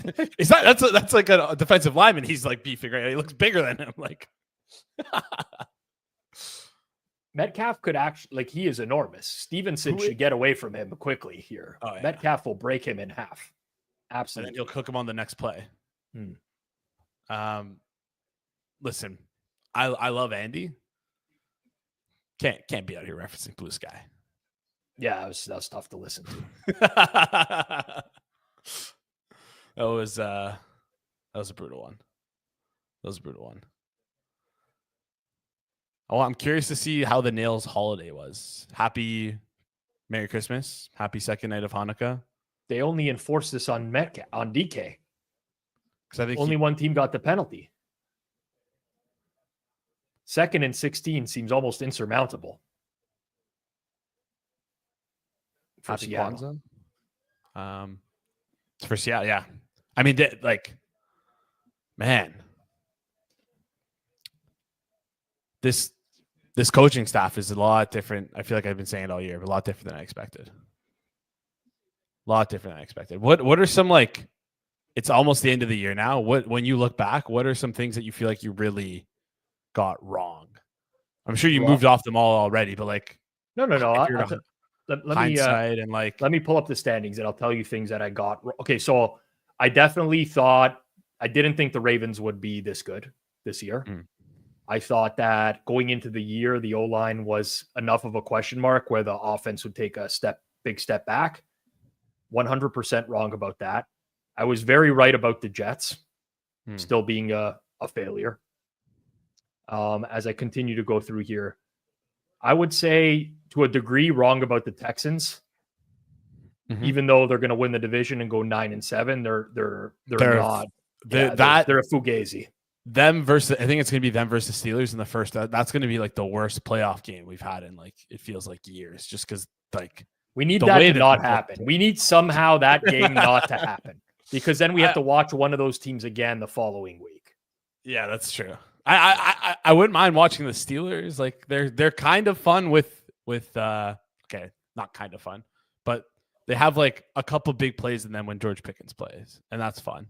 Right. But yeah, and they also create havoc on defense. Like, their defense is just crazy. Just fun defense to watch and annoying to play against. Yeah, we got it. Offense is better. Yeah. Okay, fair. I was just trying to be positive. Yeah, there's nothing positive about the Texans. Like, I actually don't know what. I don't know. Like, if you had to watch one of those two teams play, I think I'd still rather watch the Texans. I definitely would not. No, with the way their offense is right now, there's no chance I would want to. I would opt to not watch the Texans versus watching the Texans. Regardless of who they're playing. I just can't. I'm going to watch them anyways. I feel like that was a lie, but I mean, the Steelers offense is basically that now as well. I guess, but it feels like Slowick doesn't, like, I can't believe I'm saying this, but like, Arthur Smith is more willing to, like, drop a deep ball to George Pickens. Maybe it only happens 3 or 4 times a game, but like, he lets Pickens ball out. Like, whereas the routes they have running for Nico Collins is he's running these like 10, 15, 20-yard routes over the middle of the field. And it's like, yeah, sure, he's going to get those and it's going to be helpful for your offense. But like, Nico Collins can just beat everyone one-on-one and just is kind of a monster. So let him ball. But I feel like they're kind of not letting him ball. Yeah, they're in trouble. Sadly, they actually need Deontay Johnson to play because they need like a real secondary option. Yeah. They can't just shift coverage towards Nico Collins. Man, I don't want that game. I really don't want that game. I want both of those teams to lose first round. There's got to be a way that game doesn't happen, right? I honestly, is there like playoff scenarios now or no? There is. ESPN always had one. I don't know if they still have that up on site where you can like pick the teams that are going to win games. Playoff. I think I have. Yeah, they have it here. Let me see if I can pull it up. James C's a huge Mechie guy, Canadian legend, Mechie. Okay, so like, he's if you were to slow, like that's the thing. They're all just slow. Like, I don't know. Yeah, if we were to go, so we got to go to next week. If you go up to the top, Jason, just scroll up a little bit more. You can go. Yeah, you had it on there. Yeah. So we need. Doesn't matter what happens to Houston, right? It's basically what happens to Pittsburgh. Houston's locked. Yeah. So we need Cincy to beat Pittsburgh. Top right corner. Cincy to beat Pittsburgh. Okay. And then we would need the Chargers to win. If you click Raiders there instead of Chargers, Denver could get there. Denver would have to beat Kansas City, and they might because Denver is probably going to beat Kansas City because it's going to be we got to figure out what happens in like week 7. We need Chargers Houston is what we need. Yeah. Right? The Chargers got to win. They better not fuck it up against. I think they could easily fuck it up against New England, though. I guess this game against New England doesn't matter all that much. It's next week's game against the Raiders that matters for them, right? Yeah, I guess so. Because it's common opponents or something. I don't know. I guess it kind of does matter a little bit. I think Yeah, it's this would too far out to like figure. put that back up really quickly, just Okay. because then it would be this would be a dream scenario for me, because then you have the opportunity of getting Chargers, Chiefs, and Ravens, Bills in the next round, right? Yeah, that would be fun. Like that's the dream matchups, I think, in the AFC. Yeah. That's most definitely is what I would want to see. Most def. And also just like I've been texting Jeff all year about like how I feel like the Chargers are the team that are going to be taking down the Kansas City Chiefs. It's like written in destiny. But they just got to play them in the playoffs. So I'll tell you what's written in destiny. Another Chiefs Super Bowl. Yeah. This might be a square thing to do, but at the like in May when odds opened up, I saw the Chiefs were like plus 650 somewhere. I just hit them. I'm like, I'm just gonna bet this, forget about it, and not touch it for the rest of the year. And it's looking good right now. Yep. But I also don't even want them to win, even though I have that ticket. How was did you bet at all, by the way, on Christmas Day or any basketballs? How did you do? Let's look at yesterday. I did pretty well, I think. I got destroyed. I got like absolutely I donated to the sports books on Christmas. It was a responsibly terrible day. Okay, so Chiefs, Steelers. I had maybe the best number on the planet on the over in that game, which like Mike Tomlin, get a fucking life, dude. Like, what is wrong with this guy? I don't understand. He basically mailed in the game in the fourth quarter. He's just like, yeah, we're moving on. Like at this point, I did well in that game. Justin Watson over half receiving yard, 60. Kareem Hunt over 8.5. So I props went well there. Knicks Spurs. I only had Devin Vassell unders. Devin Vasily, is that his name? Vass. I don't know. I don't fucking know. I did well yesterday. I did 17% ROI on 52 bets. Yeah. Nice. Yeah. I saw someone ask you this on Twitter. And it's about like Mike Tomlin. Obviously, Mike Tomlin's a great head coach. He's like a dynasty style head coach where it's like he's been good enough and he's transcended, I don't want to say like generations, but like eras of the NFL where we've seen him be somewhat successful throughout multiple iterations of the NFL. Yep. But he's never really been, at least recently, been able to take them over the top. Yeah. So do you think that like he'll ever get fired because of his inability to do that? Mike Tomlin leaves the Steelers when he wants to leave the Steelers. Okay. Makes sense. In my opinion. I don't know where to rank like Mike Tomlin amongst coaches. I have always thought that he overperforms relative to expectations, and that's usually the sign of a good coach, but they always shit the bed in the playoffs. So I'm not a Tomlin guy. Like if I was hiring for a head coach, I would almost never hire Tomlin, but I'm not into like the motivator defensive type of guys. Yeah. He seems to be one of the few that is somewhat successful though. Like it's a miracle every year that they like him not having a losing record is, I know it's not that impactful. Regular season doesn't mean that much, but it's still a pretty good accomplishment for him. It's just, I don't know. Have we seen Kenny McIntosh recently, or has it been like more Charbonnet as we've gotten out of It's been all Charbo the last two drives. I would assume that Charbonnet is going to be in on any drive that would require some pass protection because he's much better in pass pro. That makes sense.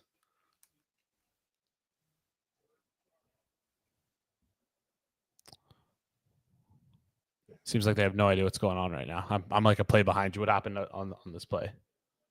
3rd and 5, timeout right now. All right, that makes sense. Seattle used the timeout. It's 30 seconds left in the half. That makes sense.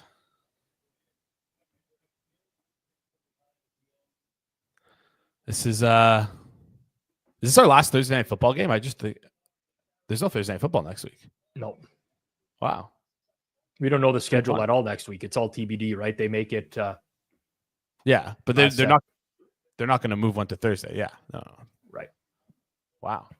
So what are you going to do on your first Thursday not doing the stream? Probably just rip a bunch of bets. You're not going to go to like karaoke or like... You know what? Actually, it's funny that you did say that. I used to always go to like an open jam during non-football seasons. There's a local bar here, Salty Dog, that does an open jam in the GTA. Yeah. Okay. And I used to go to that all the time. Maybe I'll do that on Thursday. I found those to be pretty good nights. It's not far from my place. Quick Uber home, get tanked. So do you bring like a guitar with you? Is that how it works? They have all the instruments and stuff there already. They have like a really good vocalist. If you can't sing for shit or whatever, he'll sing the songs and stuff. It's pretty good. Okay. Yeah, I used to do that quite a bit. Interesting. Mm-hmm. Is there anyone who goes up who's like utterly horrendous and doesn't know how to play, or is that not? Yeah. Not that doesn't know how to. You get people that are just really bad singers. But they're trying. Or they're doing it more for a joke. No, I think they're trying, but like maybe tone deaf or, whatever. It's in the people do karaoke that can't sing either. It's just part of the thing. And there's obviously some people that are better musicians than others as well. What a terrible last Thursday night football game they gave us. Utterly horrendous. This was supposed to be the Shrooms game. Was it? I thought we were going to do that at the beginning of the year. You didn't tell me that. I would have. I know. This like beginning of the year. This is like a matchup which would have seemed like playoff spot jockeying, like both these teams would be good. Blah blah blah. Nope. At halftime, we gotta find something because we still have a live profit boost token. I played that on Kenny McIntosh right when we went live. I waited to use it to do. Okay, you're looking decent there. You had like 15 yards or whatever. Yeah, but I did it like alts plus TD plus just Seattle. My bad. This would have been a good game to do it. Can't remember what game we did it for last year. I think it was another Bears game. No, Bears Panthers. It wasn't Bears Panthers, was it? Maybe it was the game where we hit Smith Marset. I don't think so. I think it was. I thought it was later in the year. Does anyone remember which game it was last year? I can try and find it.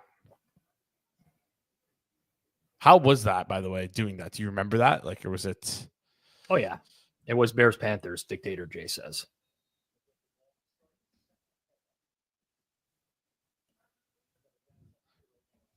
We could always do it in office. If that's allowed. You tell me. I make the rules, so it could definitely be allowed. What's the Monday Night Football game this week? I guess we're probably not going to be in office this week, though. No, we won't be. This will be from home.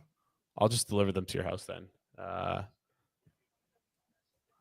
What is it this week? Does anyone know what the Monday Night Football game is before I have to Google it? We don't know. Oh, the Lions Niners. Oh, this week. Yeah. Lions Niners.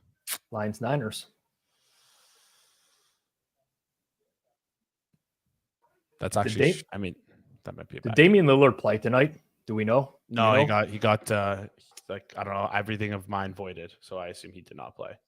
Had some good numbers on him too. Oh, had some great numbers. Caleb takes a sack.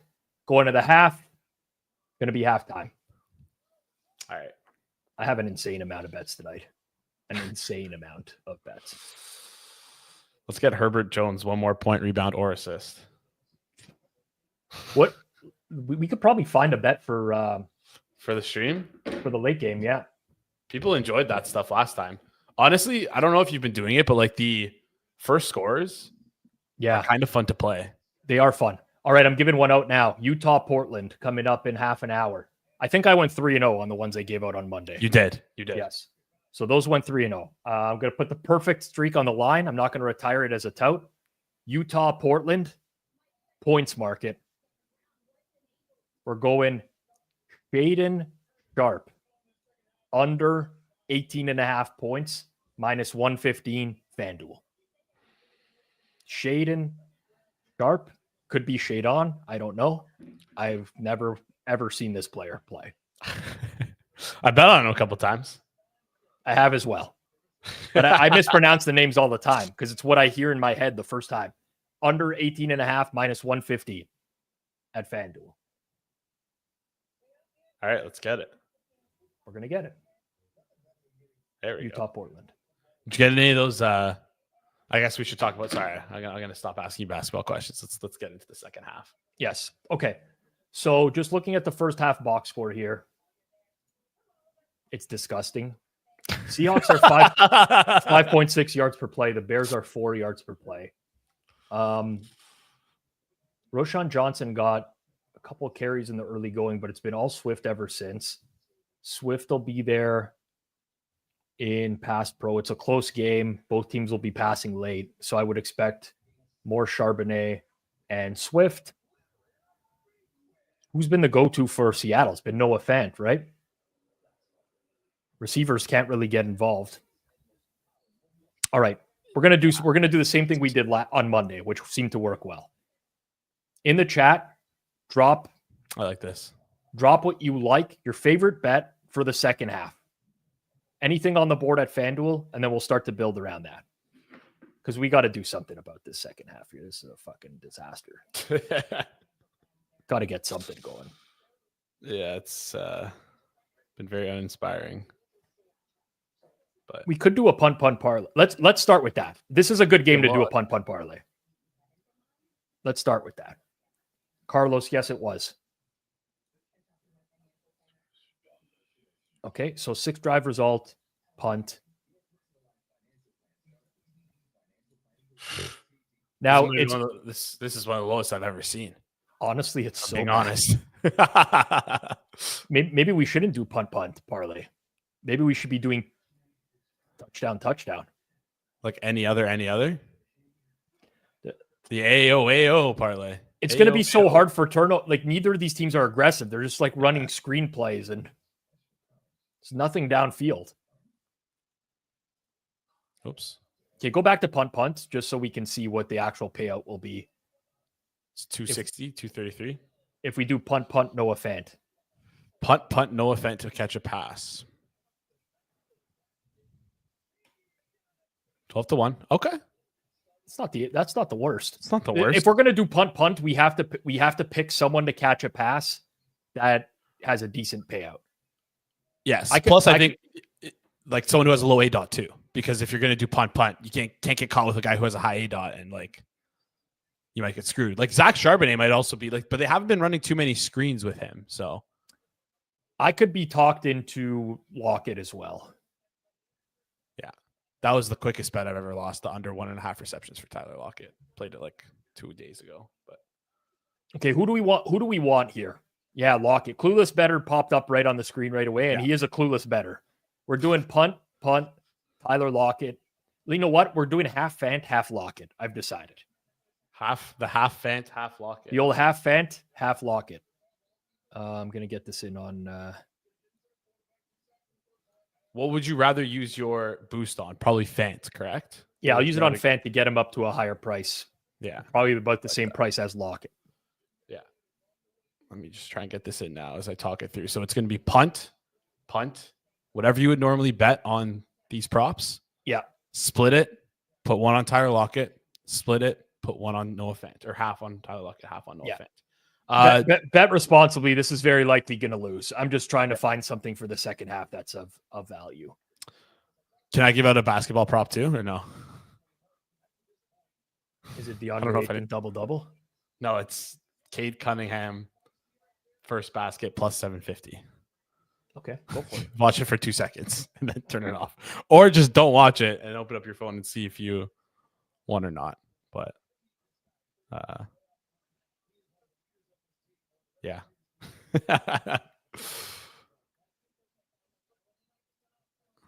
All right. Let's see what else. I'm curious what other people have to play in the chat, though. Drop it down below. Clueless better. Don't worry. You're not going to get blamed for anything. I choose what I put in my own account. Yes. I choose what I put in my own account. Also, don't be that guy who goes after Clueless better in the chat. If he's being very honest with his name. Yeah, very honest. The transparency. The transparency is there. So can't blame the guy. Easton Cowan scored for Canada. I don't know if the Americans know that the World Junior Hockey Championships is going on right now. I don't think they even know what the World Junior Hockey Championship is, even though I think only Canadians actually care, and I'm not one of the Canadians that cares. People go nuts for like this random hockey tournament. They go nuts for it. Although maybe we start throwing Canada live into our parlays. What are they at right now? Who are they playing? Who are they playing? I don't even know. Playing Finland. Yeah, I would throw them in there. Mm-hmm. I just can't find them on FanDuel. I guess it would be under hockey. Yeah. Four Nations. You have anything for the Four Nations? Have you started like pricing that stuff out yet, or are you just not even going to play it? I might sleep through that entire tournament. We should do like a live thing there. It's in Montreal.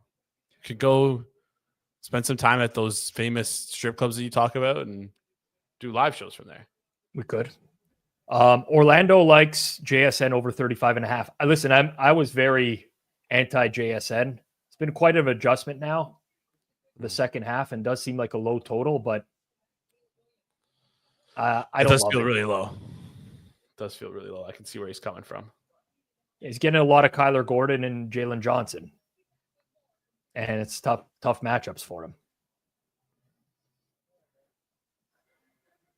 I love JSN though. Like I have a kind of like a man crush on JSN. What about it? Are you fascinated with him? What I like that he has three. Like he goes by three initials. You know, JSN. Yeah, that's pretty cool. Like me. RAP. Rap. RAP. Does anyone know your middle name? Don't announce it. Don't leak it. I don't care. People know. I don't know. What is it? Know. Well, if they don't know, then I'm not going to ask it. One in the chat if you know what Rob's middle name is. Is it Andy? No. Andrew? No. Antonio? No.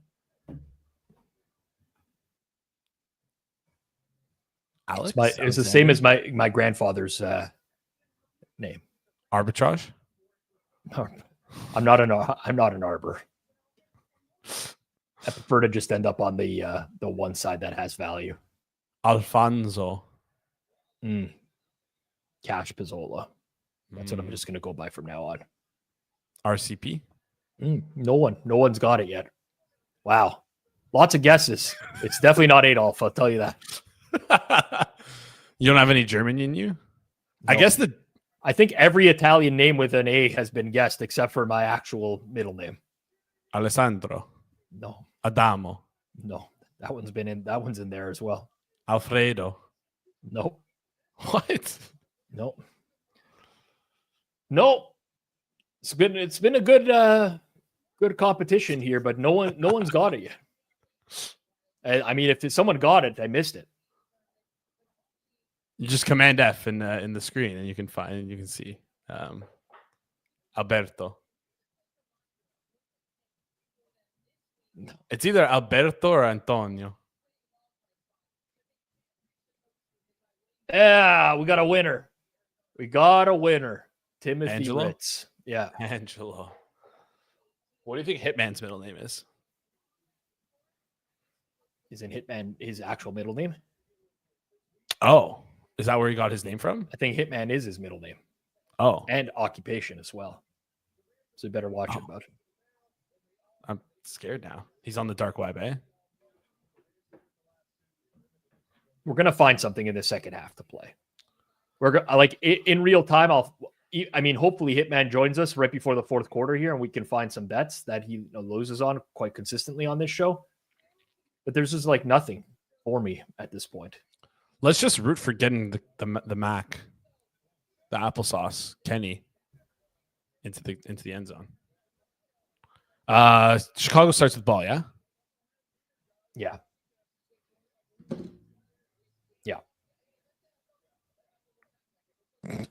Jason can't give us his middle name or we'll easily find that arrest from a month ago. honestly, do you guys want to do this and not tell him? I'm so down.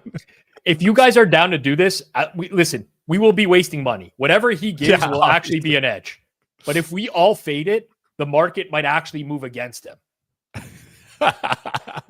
I feel like if you're willing, drop a 5 in the chat.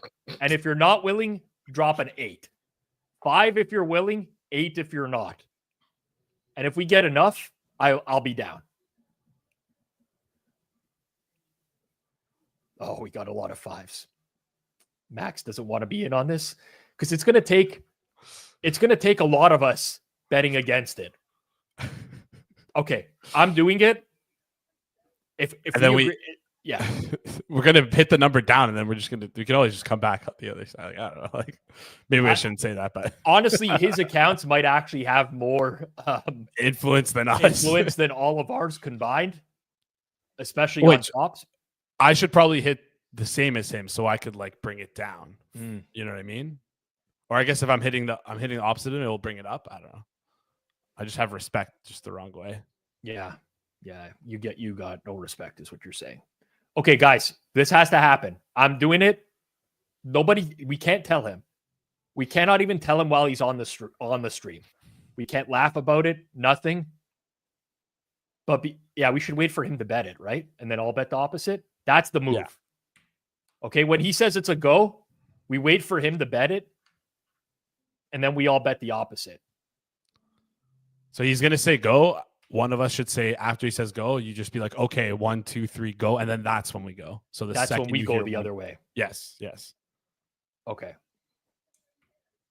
I actually didn't mind this parlay that Jake DeMichele put in. Metcalf receptions over 3.5, Swift over 4.5, JSN. It's not bad. I just can't get there with JSN, but it seems like people like him. So that's not a bad one. The code word is going to be lemon tree. Okay. 1, 2, 3, lemon tree. 1, 2, 3, lemon tree. When you hear lemon tree, that's the code. 1, 2, 3, lemon party. No, not lemon party. Oh, sorry. Lemon tree. What's lemon tree? Someone that's gonna smoking dope outside of my window. Yeah, you should open up your window then. Get a free open. Get a free hot box, man. I currently am. We'll see how it goes. Smoke directly into the place. Just maybe. No haircut, Jeff. Just welcome, Jeff. By the way, welcome. Just messy hair today. Honestly, just took a really long nap before I came on air. Anyone else just exhausted after Christmas? I kind of feel like dying, dude. You have to talk to like your family members, and I'm dying, dude. Yeah. Oh my God, who is that just stumbling all over themselves? Scott. Okay, can't wait to fade Hitman tonight. He's gonna win tonight for sure. Now, it's gonna be a guaranteed winner, but it'll still be funny. But no one could say anything during the stream. Have to tell him he will actually legitimately get upset. Can't say a word. I love how Jeff. Don't get mad at this. I love how Jeff. This is the first time Jeff's been early for the third quarter. All year. I appreciate that. I appreciate you, Jeff. Hope you're enjoying Florida. Oh man. This is the stream we needed Jeff on. Mm-hmm. Yeah. I mean, listen, I'm just checking my basketball results now to make sure that I don't need an actual winning pick for later on. Because if I do, then I might just I've agreed. I've agreed to fade the Hitman pick. Let's get the Mac Apple in here. I still have my first touchdown Macintosh live. Oh yeah, live. It's true.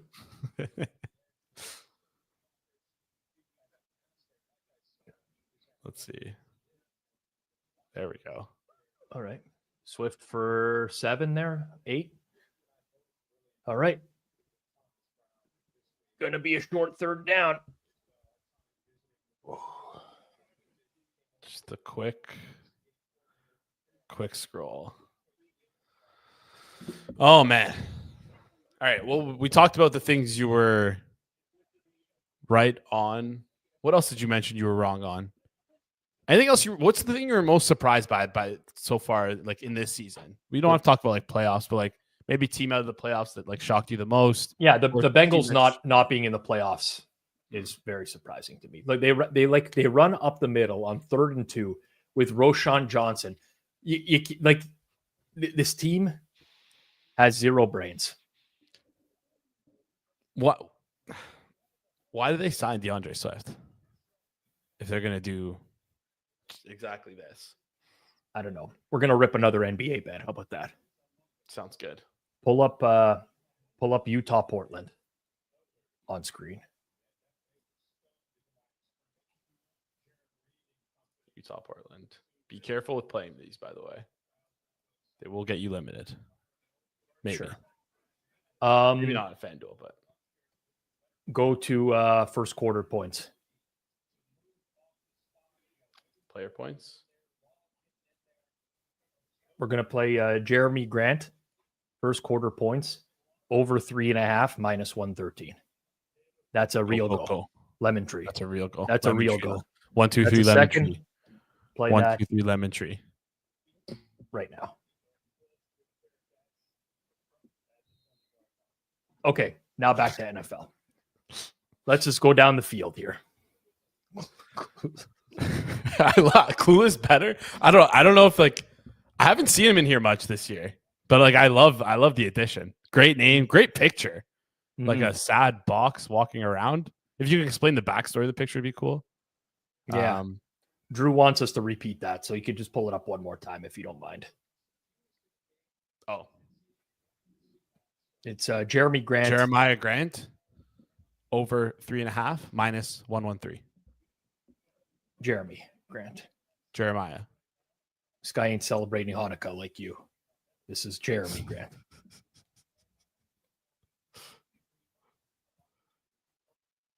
Yeah. Jeremy. Clueless better as a regular, but Jason actually shadow banned so many of these guys in here that you never even know. That's got to be a new picture then. I've never noticed that picture before. No? I don't know. I feel a lot of pressure now giving out NBA props. What happens if that doesn't hit? Oh, man. I can't believe it's really raining. Hey, holy smokes. 27 minutes of game time left at this game. What do we have for likes right now on the stream? Not enough. I can tell you that for free. I could tell you we don't have enough likes. I could tell you we don't. Take a second. Take, as my Italian ancestors would say, uno secondo. Uno momento. To like the stream. Smash that like. Smash that like button. Smash last Thursday night of the year. I know. That means this is going to be the last time you have to see Jason's face on Thursday night. That's not a reason to like the stream. I don't know what is. Oh, Gino, big run. Gino. Wow. He could have went for a long way there. That was a ginormous run. Yeah, Gino Bambino. Is Cole Kmet even playing? I don't know. I saw Gerald Everett in for some snaps. I think Cole Kmet is playing, though. Yeah, he just sucks. He just sucks. Yeah, where did that burst come from? Gino could shimmy shake. Yeah. Yep. Rob missed the San Fran LA rain game, so they punted. Oh. Yeah, you've missed 2 really bad weather games. You missed the Cleveland one as well, the Cleveland-Pittsburgh snow game. No, but that was a good game. That was. I was just sick. I watched that game from my couch, but I was sick. That was a doozy, but yeah. Yeah.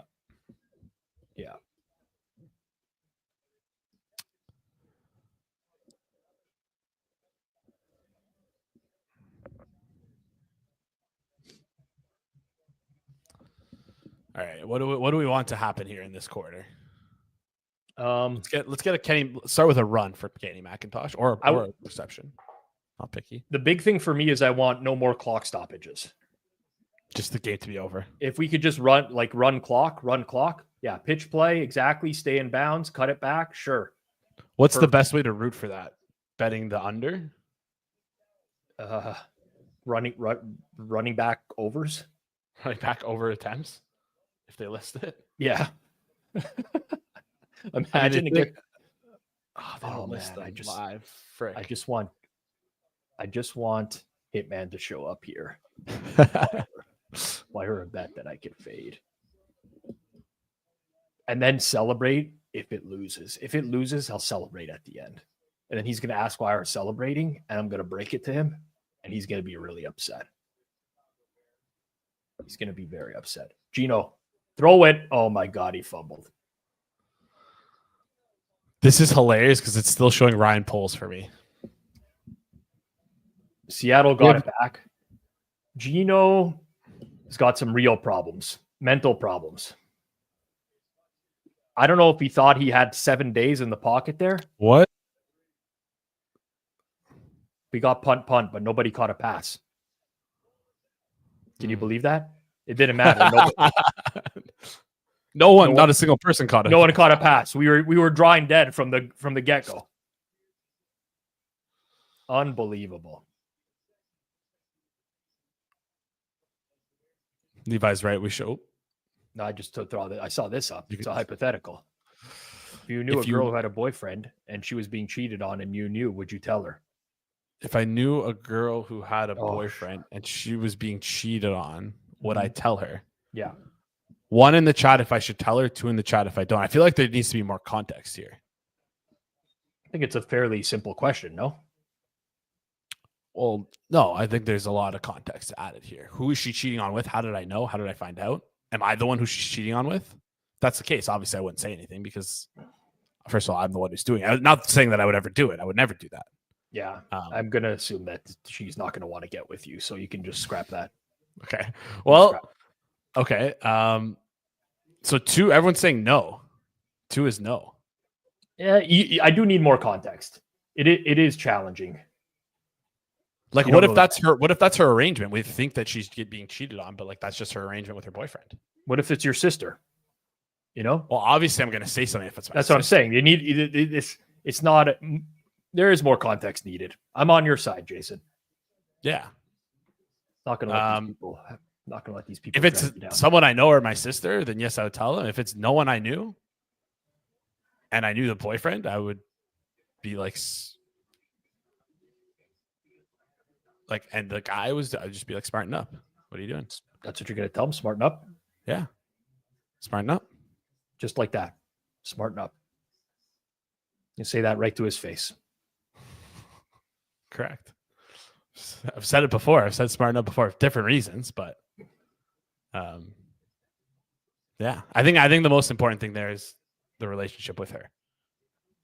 I think back in the day. And if you're, sorry, you can continue your story. I was going to say, if you're trying to sleep with her, then you definitely say that she was cheated on. And yeah. You tell her that. And you got to and you make sure you're there when she's at her lowest to be a good friend, obviously. Yep.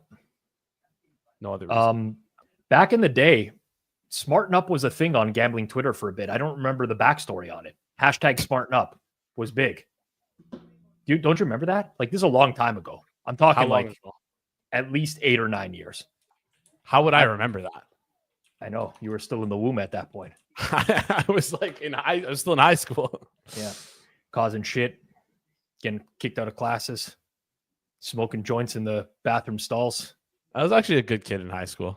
I mean, I didn't go to high school, so that would like explain a lot, but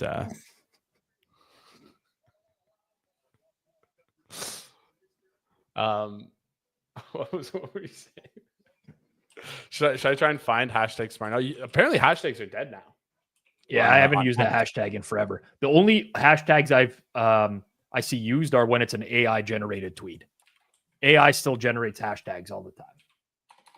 But AI would know better than us, no? What's going to work and what's not going to work? It's true. Yeah. So you said what give me a date. Like, that was a long time ago, man. Long time ago. Let's do like 2015. 2006 sure. to 2015. Sure, man.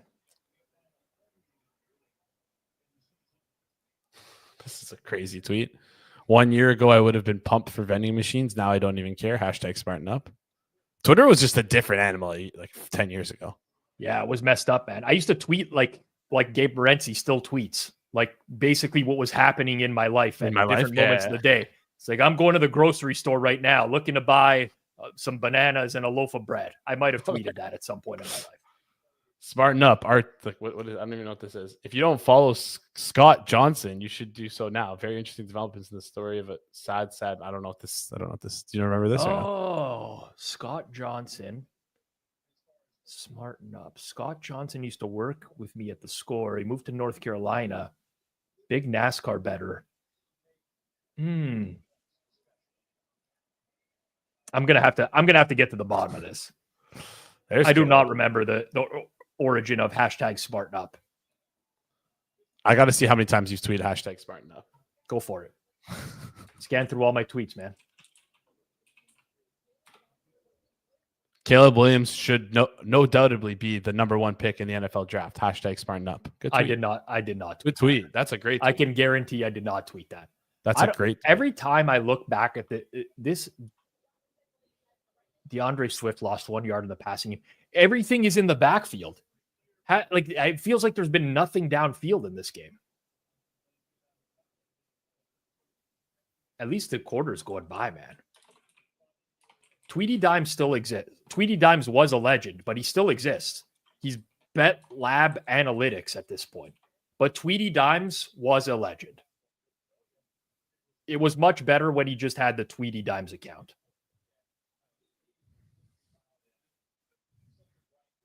No. I don't know how you actually did that. I didn't do anything. It's actually impressive that you did that. I don't know how you did it. It's actually quite impressive that you were able to accomplish that in such a short amount of time. Hashtag smart. I don't know how you knew back in 2016. I think you was still in like grade school, but you probably were out like watching a game or something. I'm actually really impressed. I'm not saying that at all. I did not know that you have those skills. Now that I do, I could put you on like way more graphics. Oh, this is horrible. No, I can't believe you did that quickly. I hacked the system. I'm a hacker. Oh, Caleb doesn't see the rush. Caleb doesn't. That's your number 1 overall pick. Ooh, I missed what happened. I just ate like a 10-yard sack. I could see it happening, man. He was looking to the left side of the field the whole time, and the rush was coming from the right. Wasn't happening. Leonard Williams just absolutely abused 2 people in the middle of the field there. Hey. Oof. The old oof. That was a good little selly there from the. At least the clock kept going that entire drive. Oh yeah, we're burnt. Like Jeff, what are you doing missing out on this third quarter? You know what? What could we get Jason to change old Hitman tweet to? That he would like really question. Like something about Diggs maybe? Or like no, I don't want to do that. I can set up Fezzik? I can set up Hitman when he gets on. Like, what can I ask him about? What's topical that I could ask him about? I can say something. Expose them, like something like that. Well, I could say that he hasn't hit a bet on this show in forever.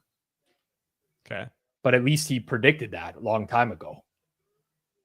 And then you could pull up a tweet of his that says, "No, it's not good enough." I could do that. I could actually do that. Hold on. Give me a second here. Oh, Hitman's in early. Wow. Yeah, he's backstage. Oh, this is a good one right here, Jay. It's a good one. Mm-hmm. I think we got to do that one. Sounds good.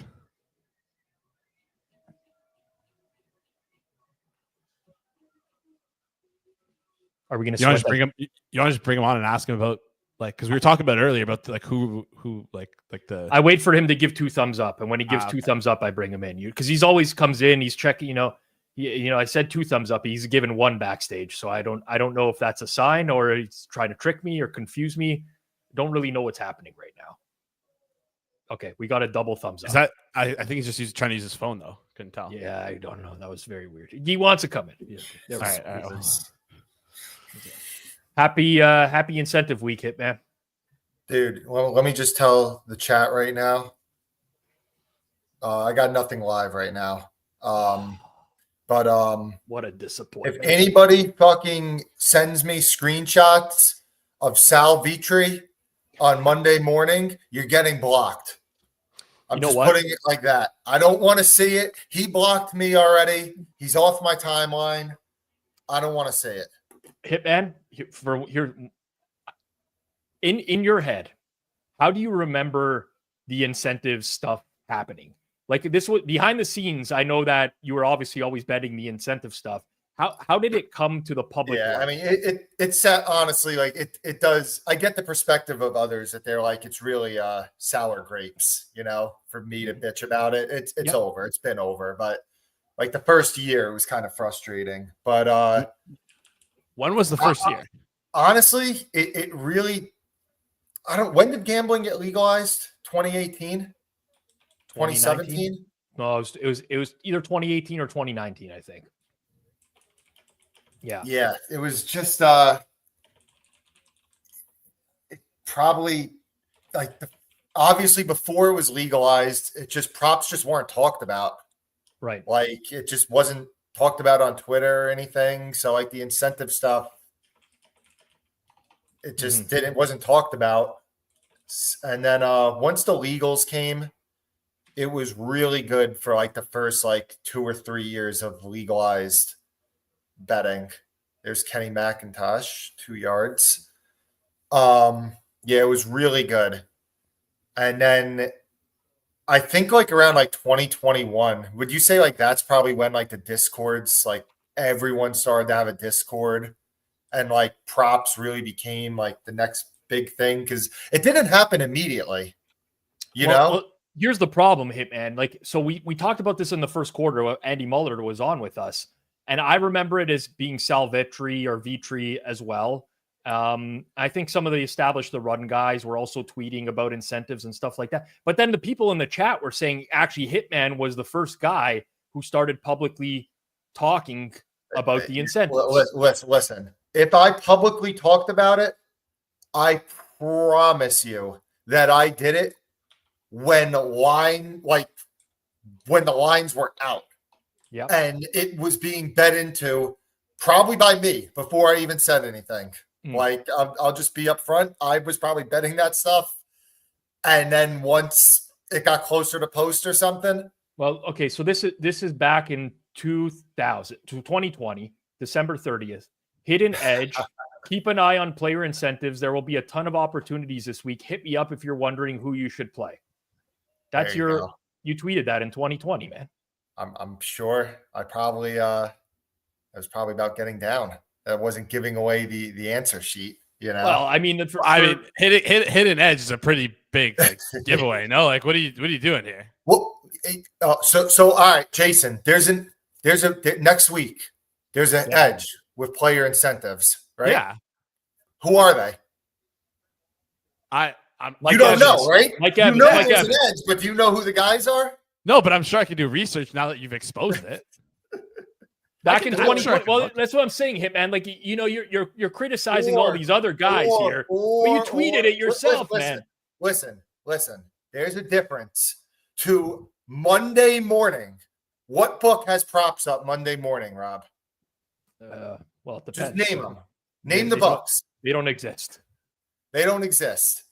To tweet every single prop before the books have lines is insane. It's insane. Me posting that's the same thing as a Joey Tunes posting got big edges, and anybody with accounts that have Nigerian soccer, hit me up. We have a big edge in it. Well, I mean, listen, that tweet didn't generate much interaction. There was only had 3 likes and 1 retweet, so it's not like a lot of people saw it. I was a nobody then, man. Well, you still are, but Pizzola made me big time. Pizzola and RJ Bell just made Fezzik made you. Fezzik copying your plays made you big time. Listen, he was playing my play, man, before anybody knew who I was, and they were saying, "Oh, Fezzik's having a great prop year." It probably meant that I had a good prop year before I was even touting picks. What's happening here with Kyler Gordon running this all Hopefully the a way back? fumble six because I need Seattle. Did they blow it dead? That's the question. Did they stop it for forward progress, or because if they did, it's done. We got to sync up, by the way. Yeah, you're a little bit ahead of me.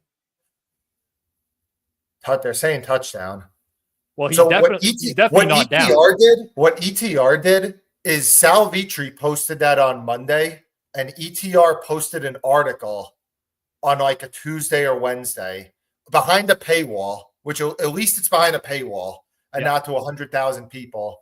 But they posted a article just basically saying all the incentives. But again, it was before lines were up anywhere, which is my whole criticism of it. Okay, who was that on Seattle that fumbled? Because they're now called it a touchdown on the field. Farrell Brown. Ball is definitely out. 100% is out. Yeah, this is where it would be good to have the announcers. If Kyler Gordon picks it up here, is he touched? No, Lockett just gives up. It looks like it doesn't count the way the official's speaking. Okay, so Kyler Gordon was down by contact when he picked it up. So it's a fumble. It's Chicago ball. That means Zach Charbonnet did not see the field yet to kill the overs just yet. And you know what? I don't really have McIntosh overs, which is so frustrating because I kind of nailed the handicap. I mean, Kenny McIntosh, like for example, I think his over-under was 4.5 carries. He's at 7, and we're not even into the fourth quarter yet. Like, he's gotten more usage. Yeah. But I will say you're very good at like predicting what's going to happen and really not benefiting from it from a betting perspective. Well, listen. Everybody in the chat right now, I want to explain something. You all probably came in today like, oh, that Pizzola, he paid for a vacation for me with that same game parlay with the Josh Jacobs Emmanuel saying that all the backups were going to get this usage. And they listen. Pizzola got that idea from another guy that has a receding hairline in this stream. I just want everyone to remember that. Yeah, it's okay. They remember because actually when I gave out the play, I said that I was talking to you about it. Oh, okay. So you're the anti-Fezzik. Yeah, I'm not like pretending like I'm coming up with all this stuff myself. I said I was talking to Hitman before the game today. This is how the running back situation plays out. Chris Brooks, if it's a close game, he's going to get in. But when the game gets wider, it's Emmanuel Wilson. He's our guy. I give you the credit. It's all right. I tune in to Pizzola's live stream, or I'll rewatch it at least usually on the Sunday nights. So everybody should watch that. It's good content. I like to hear what Pizzola likes. And sometimes on a Monday, I'll be like, you know what, Pizzola? Yeah, it's a pretty good point. I like that too. I played the Ravens-Texans under 47.5 this week. Yeah. And I said, you know what, Pizzola likes it also. I like that too. I'm down on the Houston offense. Yep. I'm gonna go with it. And then Blue Horseshoe chased our steam at 47 as well and tweeted about it. He did. But he played in the game day limits at least. Yeah, I sent it out on Monday when limits on totals are a lot less. But I don't pretend to have an edge on game day. I don't on 95% of games. Neither do I. More than that, maybe. Behind the scenes, producer Jizzy J has found another incentive tweet. Deshaun Watson passing yards. Look to play this once lines are listed. Watson has incentives in his contracts where he gets a $500K bonus if he leads the season receiving. You know what? You got me there. That's a fucking bad tweet. That one blew up too, man. That's a bad tweet. I did not know that existed. That is a bad tweet. You're gonna want to get these off the internet, man. I might have to delete them. I didn't know Jason was like fucking like difficult and fucking had the memory of a fucking elephant and remembers every tweet from the last 10 years to retweet. All you got to do is go on your profile. There's a little search icon. You just got to search and type. That's it, man. Oh, sorry. I'll scrub. That's a bad tweet. I'll scrub the live show. That's a bad tweet. I'm actually very disappointed in myself that I would say that. I'm still going to curse off Sal Vitre on Monday. I'm still doing it. So yeah. Well, I mean, listen, it's and then you could get the retweets. Kettle black, Then you could get the retweets, and you could say, "Weren't you this guy?" Old takes exposed. Yeah, exactly. Like that. I'm still going to go off on him. Did you tail my handicap on Christmas Day about the coach's first name with starting with a vowel, second name starting with a consonant? Big time trend, man. Andy Reid gets it done for us. I didn't see that. Would you post it on Twitter? I did. I was busy betting Hollywood Brown unders just to end up losing them on a play that didn't even happen. The catch that didn't even happen. Oh man. Well, imagine losing the over in that game because Mike Tomlin just decided it's game over at this point. I don't even want him to score. Yeah, this was it. If you didn't catch it, Hitman. Really, really handsome guy there on screen. Christmas morning, first and foremost, just want to say happy holidays to everyone who celebrates. Merry Christmas to those that don't. I was out last night at my parents celebrating Christmas Eve, tradition in our family. Got home last night. First thing I did, set the alarm, 7 a.m. Went off this morning, 7 a.m. My wife's like, what's going on? 7 a.m. alarm? Like, you don't understand, babe. I owe it to the people on Christmas Day to get them some winners. So here's what I did. I went into the lab right away, put on a pot of coffee, and I started grinding. I went back, checked the database all the way back to 1986, my birth year. And here's what I found. Coaches whose first names start in a vowel, but second name starts in a consonant, 69% against the spread on Christmas Day since 1986. Crazy. But it gets better than that. I'm going to whisper this one. Shake hands. Shake hands. I'm whispering. This one's even better. That's a pretty good trend. I wish I would have thought of that myself. Christmas tree, visible in the parking lot before the game. The home man. 69%. The most beautiful thing. I'm looking at some props right now. All right. Cool. Go for it. We're in the lab. It's a second and 24 because Caleb just ate a 14-yard sack on first down. Gave us some time. I was gonna say, hey man, I know I feel bad for exposing you, but the only way to make it back to us is by giving us a prop, not to like pressure you. Honestly, I'm gonna lose sleep over you finding that tweet because I didn't know that I said that, and that me saying that is honestly very disappointing. I'm probably gonna lose sleep over it. I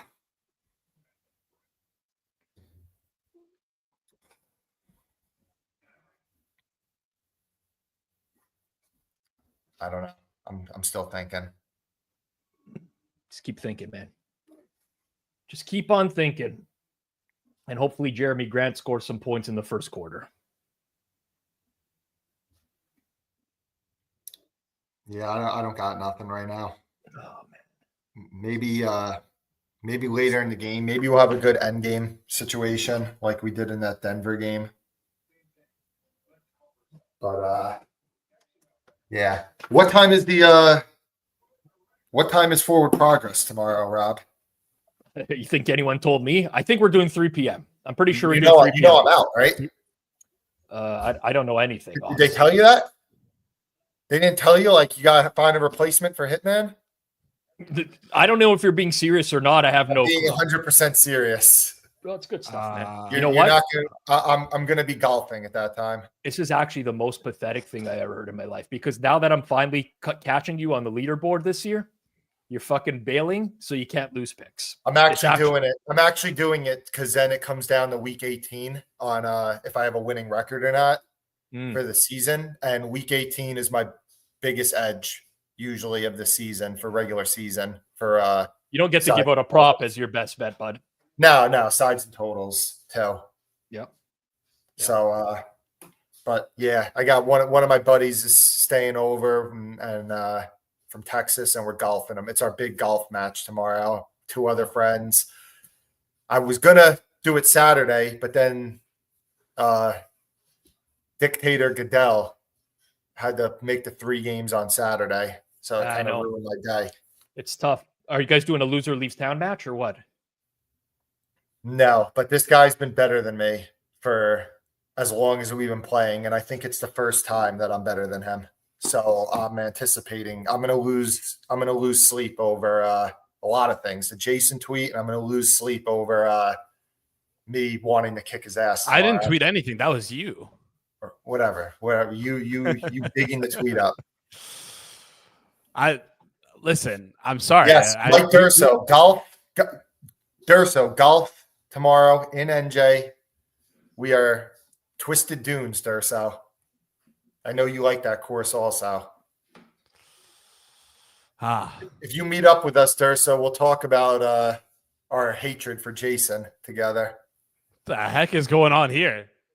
Is that what happens when you get exposed, Hitman? You like turn on the people who expose you.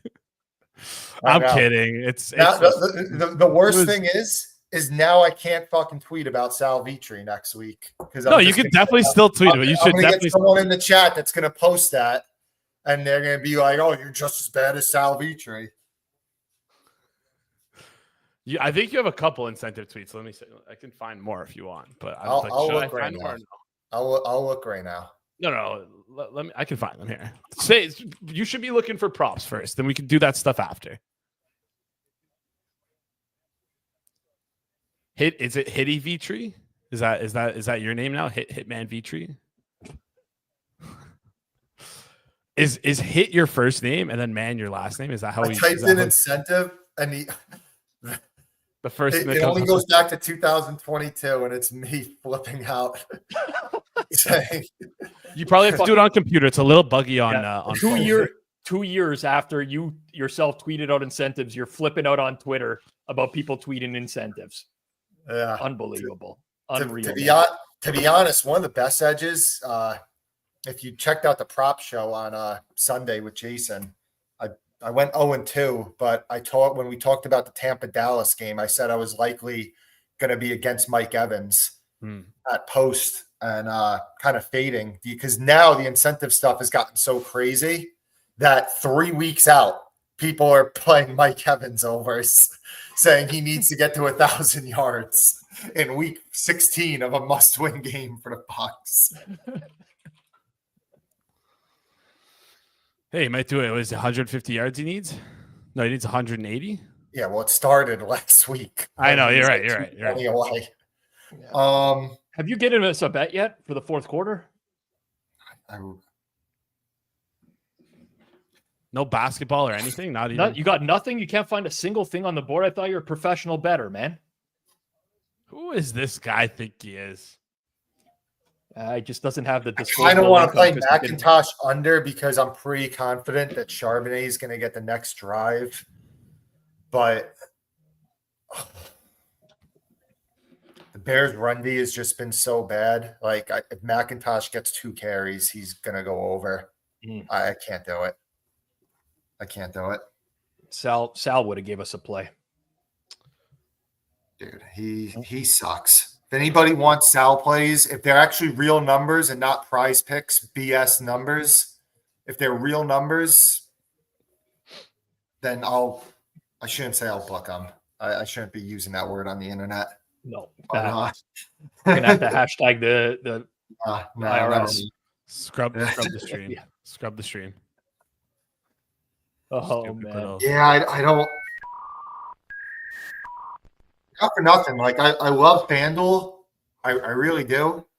But we don't got the best options right now. I mean, it's okay. Romatuzzi's not on the board. Cole Kmet's not on the board. Yeah, Cole Kmet, I played his overs, and I think I saw him play maybe one snap tonight. Well, he's playing. He just doesn't get the ball. Whoops. Yeah, we got Cole Kmet alts here, man. You want to go 25 plus 800? Man, I don't like that. There's alts one-way markets, but you can't bet the under. Yeah, it's my favorite. This is how you win big time money on the streams, Hitman. Got to have some balls, man. Mike Durso had the balls, I'll tell you that. He had the Monday night balls. Stop Charbonnet. Stop him. All right, yard. Okay, sorry. I know. Mike Durso sent me that, and I was pretty jealous because I was pissed off that night. So, congratulations. I really need Chicago to get a score and take the lead because then Charbonnet would have some life if Seattle could get 3 and out. Of course, I barely tweet plays, and the play that I is going to lose. Mhm.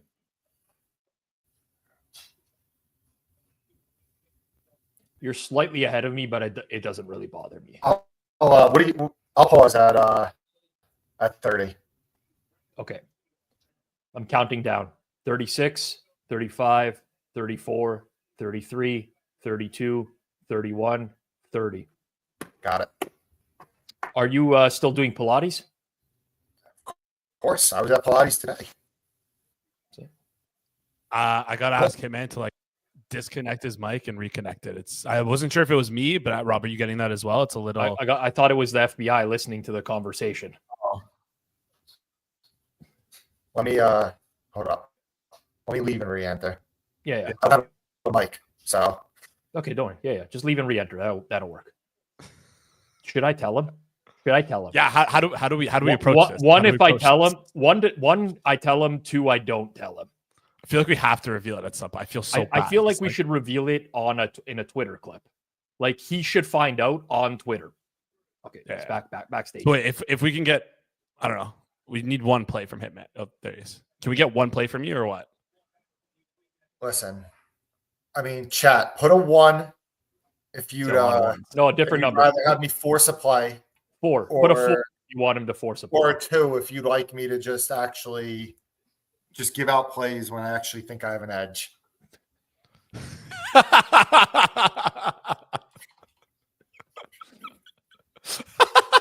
What was the 4 for? No, I said to put a 4. They were already putting 1s and 2s in the chat for a prior question that I asked when you left the room. So they're now 4 is they want play. They want a BS play. Maybe like live bears. Bear down. You know what? No. Sorry to give everyone blue balls.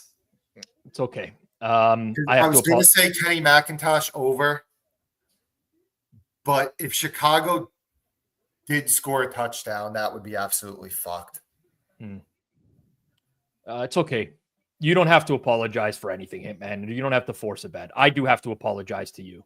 Both me and Jason actually have to apologize to you. Why?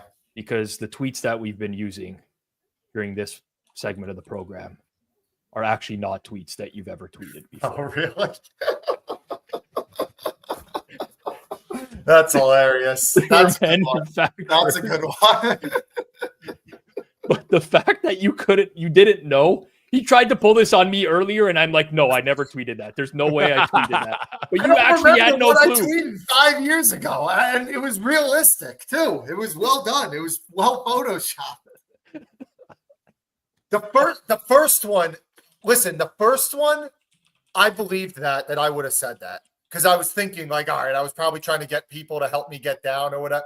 The second one, I mean, there's a reason I said it. I was like, wow, I'm gonna have a tough time sleeping tonight because I really couldn't believe that I would have said that. I really, to be honest, I felt like I lost like my manhood a little bit when I saw that tweet about the Deshaun Watson thing. Like I almost wish that somebody would have clipped my nuts instead of fucking posting that I wrote that.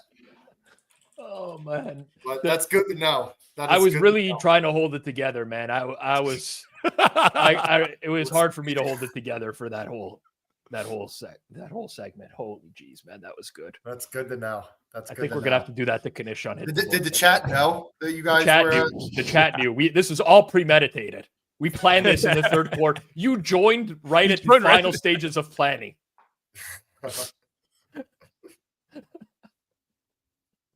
Holy fuck, that was good, man.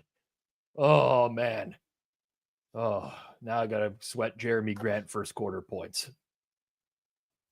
Just because I gave it out on stream, you know. Did you bet Canada in the World Junior Hockey Championship? No. Well, it's left money on the table today, man. Absolute lock versus Finland. Lock. I mean, why don't I ever get a message about this?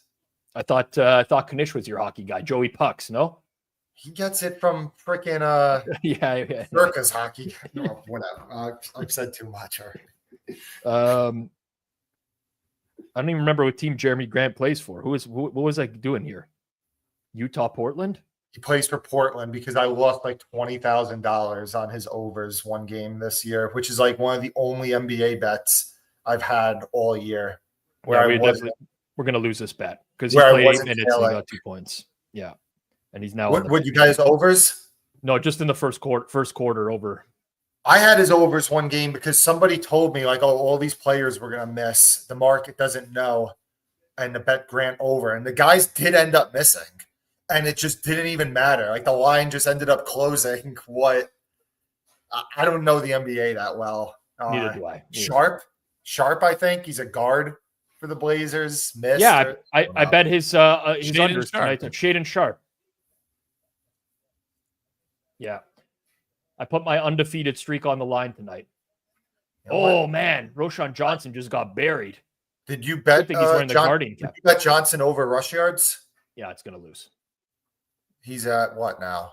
4 carries for 5 yards. Oh. Yeah, I have so many bets going tonight. It's if people really knew how much, it's impossible for me to keep. I got a lot of Charbonnet.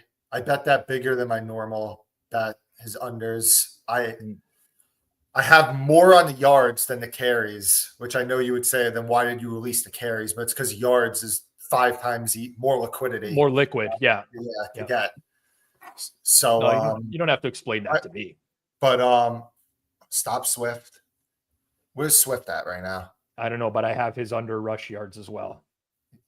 He's at 41. That's getting a little dicey now. Oh, it's very dicey. One run. Very dicey. It's always one run. What am I saying? I know it could be one run at any point. Part of the game. His live total is only 46.5 off the board. Yeah, I mean, try to hit that middle with me or what?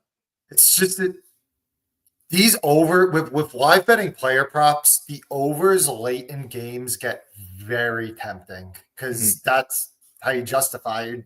You're always just like, all right, it's one play. Like there's guys on like JSN's probably like 7 more yards right now. Metcalf's probably,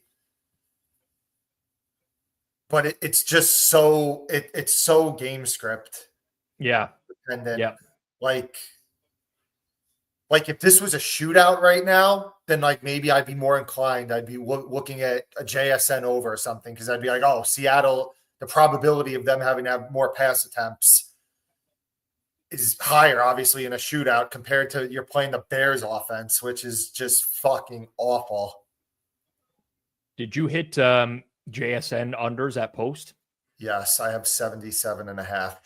Yeah, I got some big ones too. Caleb just walked into another sack. Yeah.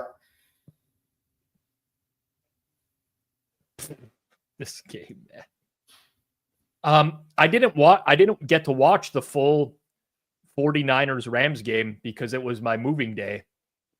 Which game was worse? 49ers Rams or Bears Seahawks? I'll throw that to the chat. Which of these games was worse? What was the other option?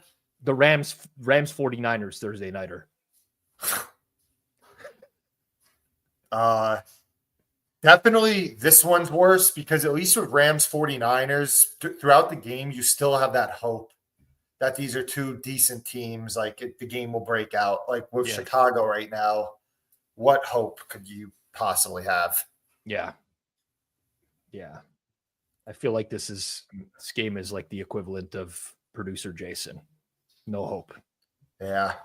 I gotta get him back for that prank, man. Why is it just me? It was Rob's idea. That hurt me. He tried to get me, but I'm too smart for him, Hitman. Obviously, same can't be said for you. You know, and I'll tell you, just trust me. That's the problem. I also tweet like so much more than Hitman does as well. Like, and I still can remember if I tweeted something or not. You will not get me on a fake tweet. You will not.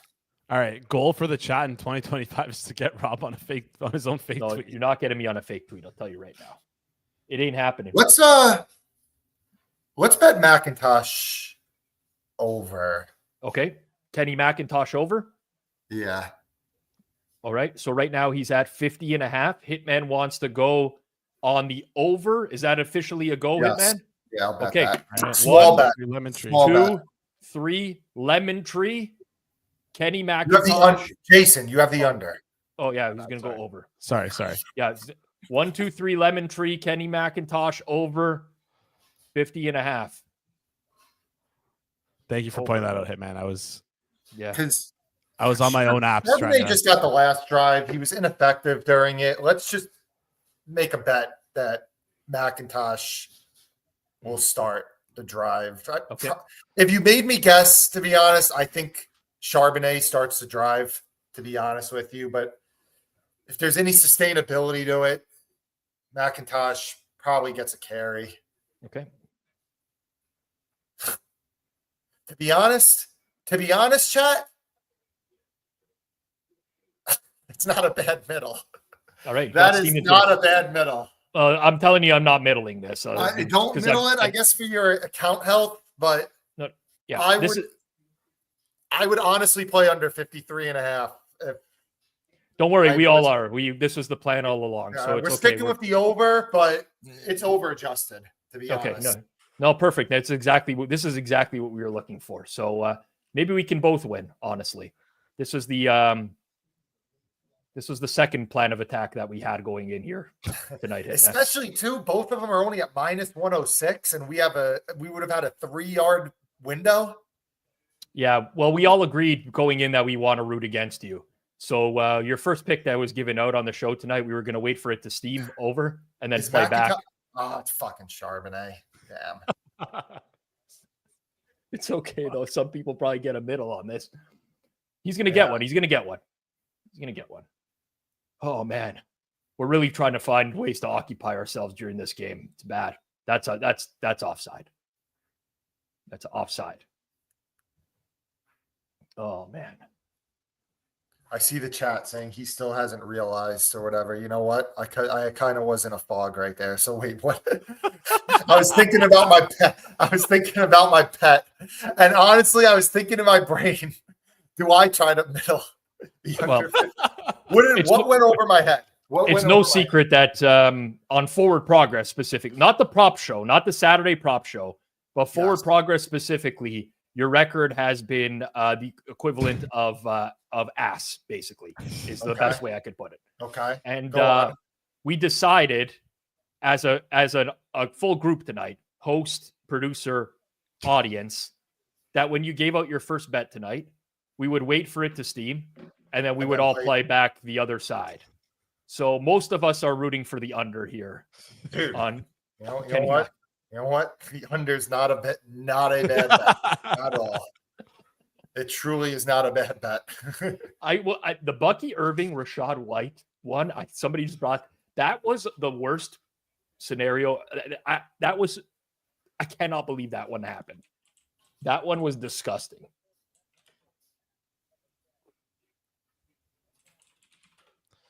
That one still pains me to this day.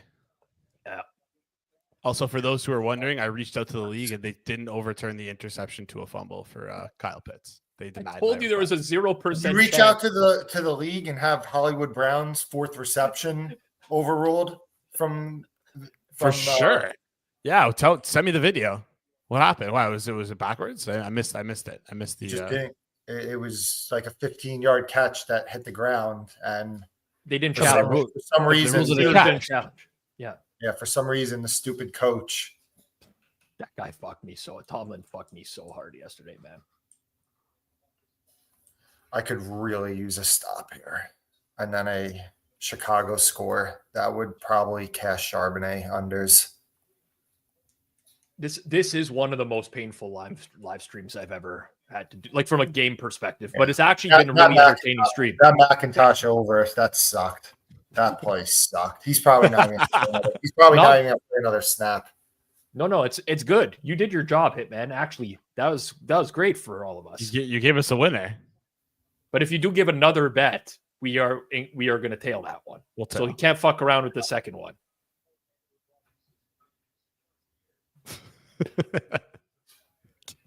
I can't believe he thought he tweeted the incentive. I like how we also just told you that we played the opposite, and you just didn't even listen to a word we were saying. But also, he acknowledged it's such a great bet. Like 2 plays later. You're like, yeah, the under's good now. We're like, good thing we played it. You're like, yeah, it's good. It's What good. a- We'll middle. What a quarter, man. Oh, man. Robert, we got fucked on Jeremy Grant, man. Durso just texted me. He said, I almost texted you about the prank. No, What you have done Durso. if Durso would have ruined it. Durso, you would get that would be permaban right there. Ban-worthy. Ban-worthy. If it was post-stream, I would have allowed it, but not on stream. Also, post-stream's no problem. to know that people had I texted you, Rob, saying we have to reveal this to Hitman at some point. So just so everyone knows that I have a heart. He does. This was actually going to be revealed in a Twitter clip tomorrow, but Jason said no. He said he's got it. You got to tell him, man. I think it's better if we get the live reaction. That's why. But it was good.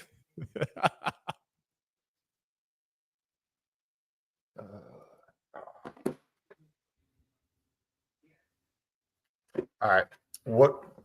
Let's get a Bears touchdown right here. Yeah, I honestly don't even care anymore. I have like nothing to root for at this point. Charbonnet unders. I get Cole Kmet. I can root for 3 Cole Kmet catches on this drive. Like I have under JSN large, and that's looking good. Well, I have over Lockett, which hit already. I got under Romo Dunze. This is where I'm going to get fucking cooked on Romo. Romo Dunze is catching 4 passes on this drive for sure. Guy doesn't have a catch yet. do we know what the no touchdown was today for this game? Oh, I don't want to. yeah, Benson just tweeted 135-1. Wow. Wow. Anytime we have an idea for a mushroom stream, we should automatically just bet. We should actually just bet the no touchdown in every primetime watch along, because we get one every year. That's just so. We got 2 this year. Yeah. What was the other one? Was it San Fran Rams? Wasn't that 9-6 final or 12-6 final? I don't think there was a touchdown in that game. I don't believe there wasn't. No, there wasn't. You're right, because I had a friend who's a big big Niners fan go to the game. Yeah. And he's 12-6 final. We should do it for every Thursday night football game. Yeah, I think that's a good idea. There's something about these Thursday night games. If you get bad weather or some stupid shit like that. Shortened week. Yeah. I don't know. It's a mess. I also have DJ Moore under 21.5 long reception, which I have to sweat now as well. It's all bad. Sorry, I'm past posting now. Oh, yeah. My apologies. All the plays that are looking good, we start to suddenly hear about. Well, I got I'm reading them off one by one. DeAndre Swift under rush yards. DK Metcalf under 4.5 receptions, -115. Geno Smith under 1.5 touchdown passes, -115. Tyrese Knight over 6.5 tackles plus assists, -110. Loser. I got Zach Charbonnet under 67.5 rush yards +115. DJ Moore under 21.5 long reception. DeAndre Swift over 11.5 receiving yards, -120. Roshan Johnson over 8.5 rush yards, -110. All right. In addition to the props that I gave out on the stream tonight. All right. That's all of it. Come on. Let's speak this into existence. A Caleb Williams legacy drive right here. You know what? I know why Jason's such a big fan of Caleb Williams, the paint and the nails and stuff. It's good. It's got a nice looking body. No, that's what Jason said before. That's his thing. That guy can carry a ball like no other man. Okay. I mean, what? Jason got real excited last year when Caleb cried in his mother's arms. That was his not returning Swift. player. Oh my god. That image is a litmus test. I'll say that. Here we go, Rob. It's all happening. Here we go. 53 he's at. Oh my god. Is it Swift? Here we go. Why are they running the ball? Because it's their only effective offense. Don't you understand? They can't throw the ball. Where's Roshan Johnson? Get him in there. Quarterback rush yards over. We made a big mistake. That was always the play. It's was that, always and it's. I swear, these end games, nothing has fucked me more this year than garbage tight ends catching dump offs where the defense is just conceding it and I lose it. Nothing has cost me more. I need no overtime, man. Look at him No scramble. Oh my god, he almost took out Komet's leg though. Why did he wanted to stay in bounds to keep the clock running? They're gonna run it. Oh, thank God. All right, here we go. 3rd and 3. That was a Cole Kmet sighting, at least. Caleb almost just shattered his ankles, but it was a Cole Kmet sighting. Oh, man. God, I love betting, man. I hate it. I can't wait till football is over. This is a means to play golf, though, man, forever. I know. So from that point, I'm already prepared. My body's gonna fail me. I'm prepared for that. I'm starting to kick into the golf strengthening program this upcoming week. Yeah. This is probably 4th inches, right? Yeah, he's short. He's short. He's definitely short. Well, it'll be hilarious if they punt this. Chicago runs QB sneaks, right? They do. So, yeah, I mean, that's got to be the call here. Well, I mean, they've also been known to run a toss play on 4th and short. That's happened a few times. I mean, what are they doing right now? What are they doing? Seattle lining up like this. It's literally like 3 inches. Roshan Johnson, the back. Shotgun. I mean, I feel like they were going to run read option there. I feel like that was the call. Jordan says they haven't run a QB sneak all season. Okay. Well, I mean, I truly don't understand how teams can't watch what the Eagles do and just say, we are going to work on this and make it a staple. Like, maybe they don't run it as effective as the Eagles, fine. But you'd have to think if you put enough effort into it, that's still going to be a high percentage play. Not 100% play like the Eagles, but high percentage. Yep, I agree. You're a big video games guy, Hitman. The Guardian Cat makes it look like Roshan has the big head cheat in NFL Blitz. NFL Blitz was a good game. Yeah. I was more of an NFL Street guy. NFL Street 1. Do you remember that game? I do, yes. Who do you think? Oh, my friends and I, we talk about it. Oh, the left guard. God. Yeah. Now what do you do? Do you punt? I would still go. I think they'll punt though. I would go. I would still go. Because worst case, you get stopped and you just give up a field goal. But I bet they end up punting. And then that's going to be RIP Charbonnet.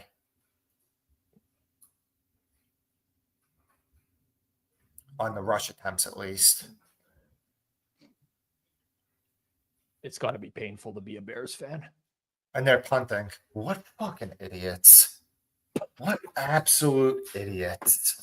And now we got to sweat. So stupid. Hey, we can middle Kenny McIntosh, maybe. He's not going to. And they use a timeout. Are you kidding me? Oh, so they're going to go for it then. Yeah, you're going for it. Yeah, they're sending the offense back on. I actually, as much as it's oh my God, it's inept, but I'm happy that it happened. But they just blew it. The sooner this game ends, the happier I'll be. So the only reason why they would take a timeout there was because they didn't know what they wanted to do, and then someone's like, "Hey, we should probably go for it." Yeah. That's the only. And reason. like that's like to be that weren't prepared. Exactly. I see. What a shit show. They would have at least been better off sending the offense out and trying to draw the defense offside and then call a timeout because because if it's a 5-yard penalty, it's inches again. You go back to the same spot you were in before. Yeah, it probably would have been. It would have been inches. Yeah. Yeah. All right, here we go. What do you like here, Rob? You like Keenan Allen on like a corner route? Well, they're sending the house for sure. It's over. Oh, wow. Wow. Wow. Nice play. Nice play. How many yards was that? Not enough to burn you. Okay. Okay. Rob, best NFL street character. Like most you're in a draft, NFL street. Who do you pick? I couldn't tell you. You don't I couldn't tell you. remember? No, I don't remember well enough. I played more blitz than street for sure. I was more of a definitely street know guy. the blitz playbook off by heart. Little turmoil, you know. We once, I'll give you a good story after Caleb. Good timing from early bird capper on that one. Good timing. Well, I mean, he still has 23 yards passing in the second half, and he just dropped the snap and took a sack. That was even better timing by you, Jason. So my friends and I, a bunch of friends and I, we were really big into 2K, like in 2011, 2012. When So was I. I loved ESPN 2K. And, no, NBA 2K. Oh, okay, got it. And we went to my friend's Pocono's house, and we planned. And they have no cable there, like very little phone service too. And we went for we were going for 36 hours, and we were making it just to get high all for 36 hours straight and play 2K because we had franchises and everything. Like we had a whole setup, and it was 8 of us or something, and we were having a tournament with the seed, whatever. We get there and we're in the middle of nowhere, the Poconos. There's not a GameStop. Within an hour, I think we have no everything sucks there. All we got is pot and food, and we put 2K in, and the Xbox breaks. Oh, you got the red rings. It was something like that. But we brought a backup. We brought our own PlayStation as a backup, and we had NFL Street. And we must have played NFL Street. The amount of games that we might have set a Guinness Book of World Record for most games without doing anything else. But I love that game, man. Those were the days, man. memories. I Good played so many memories. video games with friends till 7 I in the know. morning. And now I got to be an adult, My dad would be getting up to go to work, and I'd be coming home from a buddy's Yep. house or just be up playing games. And now we got to Yep. fucking work. Yeah. Mm. Yeah. I would Wait go till- out to, I'd go out to a party in college and then get back at 2 a.m. And instead of getting a woman to come home with me, I would just be playing Madden until You 6 get a a.m. guy to come home with you to play Madden with you. Yeah. There you go. Oh man, I'm just thinking back to what's happened in the last 3 minutes of this game. We've truly seen some of the most unbelievable sequences imaginable in this game tonight. But the Bears calling that timeout was so good. Fantastic. Really, really good. While we got this break here at the 2-minute warning, reminder to everyone, Best Bet Show here on Forward Progress tomorrow afternoon. Don't know who's going to be on it. Evidently, Hitman's not going to be here. He's ducking. He's running. He's I hiding. told Moretto literally 6 days ago, I think. Okay. I think we'll be okay. I know for sure Judah will be here. I know for sure Sumo will be here. And usually Austin Mock is the fill-in for I know. Hitman. I'm the one that misses the most. I've missed 3 shows this year now. Pathetic, man. Oh. All right, come on. No Swift. Swift's not getting a carry. All right, the screen, the more. Take him 1 down. yard. Okay. Yep. It's going to be a solid 3rd and 15, 14. Yeah, Wow. I really could use enough time coming off the clock to where Charbonnet doesn't get 2 more carries. Yeah. So Chicago would have to get this, use timeouts, and then Seattle could just kneel it. But I could use some good variance. And Thursday nights, I've lost on 7 straight Thursdays. So Bears realize they get it. They could score a touchdown. They don't have to play for a field goal here. They don't have to drain the clock down to no time, basically. come on, Caleb.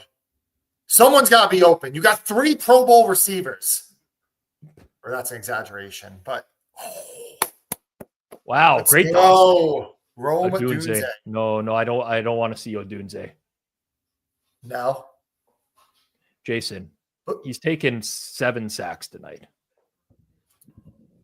There's nothing you can do in this game. They have 3 points at home with 45 Dude, you know what he seconds could left in do? the game. They could play a little faster and not play for a field goal. Yeah, well, it's your dumbass rookie quarterback right there. Throw it he deep. did. Throw it deep.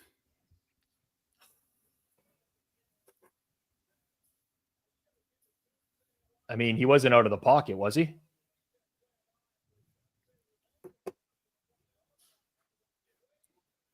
Are they going to run out of clock again? Well, I'm behind you guys, so it's like hard for me to. No, they're there's not going to 30-something seconds at this point right now. Hitman would know this better than I would, but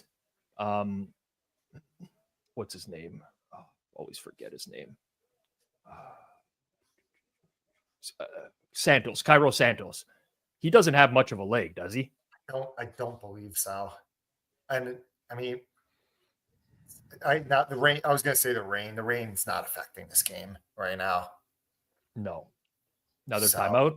Timeout number 2 by Chicago. They used it?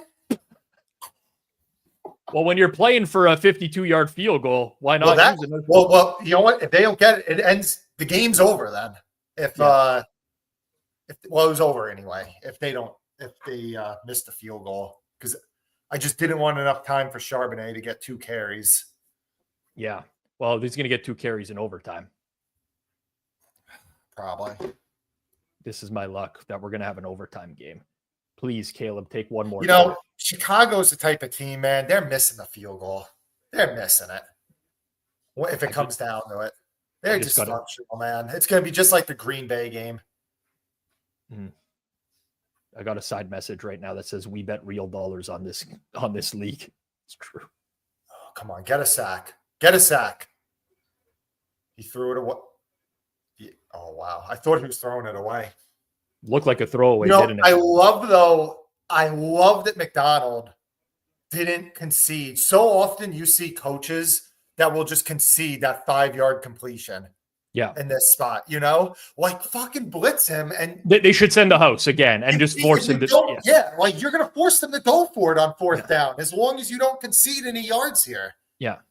No, they should send that. Absolutely send the house at this point. So often you see teams play conservative in this spot. I love that McDonald sent everyone.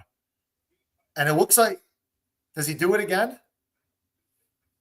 Or at least play press coverage, where you're not. All right, they're rushing 4.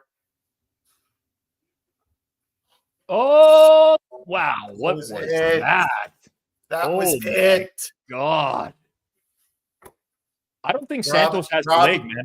Rob, if they don't get this and Charbonnet holds and Swift holds, I don't know what I'll do. Who was the intended receiver on that play? The safety. It looked like the it was like 20 yards down over his head. Right, one play. I'm going to make a lot of money on this game if just one play goes my way. That would win every bet. Other than the one I gave out here, of course. I did tweet. I'm sure, listen, I tweeted the Charbonnet play. I'm sure a lot of people have that play in this stream. We all have Kenny McIntosh under. You're saving grace. I don't believe you. Listen, I don't believe you. One in the chat, if you have it, you can rewind the tape tomorrow. There's a lot of people in this stream that said they're not fading that play of mine. You might have told them to do it, but I don't think when push came to shove, I don't think they did it. Well, if you did do it, you can tweet the screenshot at Hitman428 on Twitter. Tag Forward Progress as well while you're at it, at Forward Progress HQ, if you did do it. But I posed the question to them, and I will say it was 80% willing to fade and 20% they were like, no. On this show with live plays. All right, let's go. Oh, they got him. Oh, they got him. They got. Oh, yes. And he gets the interception on the books as well. Yes, Rob. Yes. Let's go. Big Thursday, finally. Push the -3 plus 100 on Seattle. Where are you going to get a better number than that on a push? You got -3 plus 100 on Seattle? Yeah. How? Yeah. Yeah, that was during the Sunday stream. Oh, man. Yeah. I There was no way that was hanging. You know what, chat? This shows I can't watch that on delay. No, you got to watch it live. Probably- But I there was no probably way heard it that on number was delay. going to hang around. That was such a bad opener. Sometimes you got to hit the really bad ones. Yeah. Yeah. We talked about it on Sunday. That was live on air. It was live on air. At least my first touchdown's still live. That show is good. I'll give Pizzola credit. Because you know what I really like about that show too, for just to give it a plug, is I'm so busy with like a million props on Sunday and everything. Rob pays more attention to stuff that happened in the game that I might have missed. Like, oh, this team's EPA, this team was terrible on early downs, any of that stuff. So it's a great show. I definitely recommend it. Wow. I didn't even pay you to say that. Unbelievable, man. I don't get paid much, guys. Rob says got me on the guys- slave labor. Who says balding guys that wear glasses can't get along, right? Who says it? Yeah. That guy ended up hitting that no TD ticket. 15K put on it. 135 to 1. That's not true. I just saw a Benson tweet that said the biggest ticket was like $150. Oh, so Still somebody good. lied on Twitter. Yes. Or Jason just made a fake tweet and got it out in the universe. Dude, I'll never forgive you for that, man. When I read that, my heart might have sunk to my balls. And I just said, holy shit, did I really say that? That's Sorry, bad. buddy. That's bad if I said It's that. okay. It was all in good fun. It was all in good It's all good. I appreciate a good joke, guys. That's it. I mean, and your picks on this show have been a good joke. I'll say that. Hey, listen, subscribe to the prop service. We're running hot right now. 44 units. Watch the Saturday prop show. The Saturday prop show. And the Saturday prop show's doing good too. So it's actually doing really well. It's actually doing really well. There we go. All right. Bino won a game in prime time. Can you believe it? Didn't even throw a touchdown pass, but he got it done. All right, Hitman. Have a good night, man. Happy holidays. Thanks, guys. Bye. All right, Hitman, everyone. Andy Molitor, first quarter. Make sure you're following these guys on Twitter. Great guys. Appreciate everyone who tuned in. Obviously, tomorrow we got best bets in the afternoon. Make sure you're subbed here on Forward Progress. You just set notifications. You'll get an alert when we go live. Boom. Bingo, bango, bongo. We're going to cover the Saturday games as well. Saturday games, Sunday games, Monday Night Football. If we have takes on the game, we'll cover it. Make sure you tune in tomorrow. I'm back on Sunday morning as well for the pizza buffet. I'll run through all of Sunday's games per usual. The schedule's not changing from there on out. Sunday night, Monday as well. If you didn't catch Circles Off today, that's over on the Circles Off YouTube channel or in audio form. If you're more of a beginner bettor, or frankly, if you're a losing bettor, might want to listen to this week's episode. A little bit clickbaited title. How you're going to win at betting in 2025. It's actually not that hard. Might want to give the episode a listen. That's over on Circles Off. That's it for me tonight. Thank you to everyone who tuned in. Didn't really have a good sweat on the SGP tonight. What are you going to do? The game was miserable. We did go 3 for 4 on the full game props. So at least a small profit for tonight's game. Thank you to my producer, Jason Cooper, behind the scenes. All the nails in the chat. Just hit that thumbs up on the way out the door if you haven't already. I'll catch everyone back here tomorrow on Forward Progress. I'm Rob Pizzola. Thank you for tuning in. Check out Fanduel. Peace out, everyone.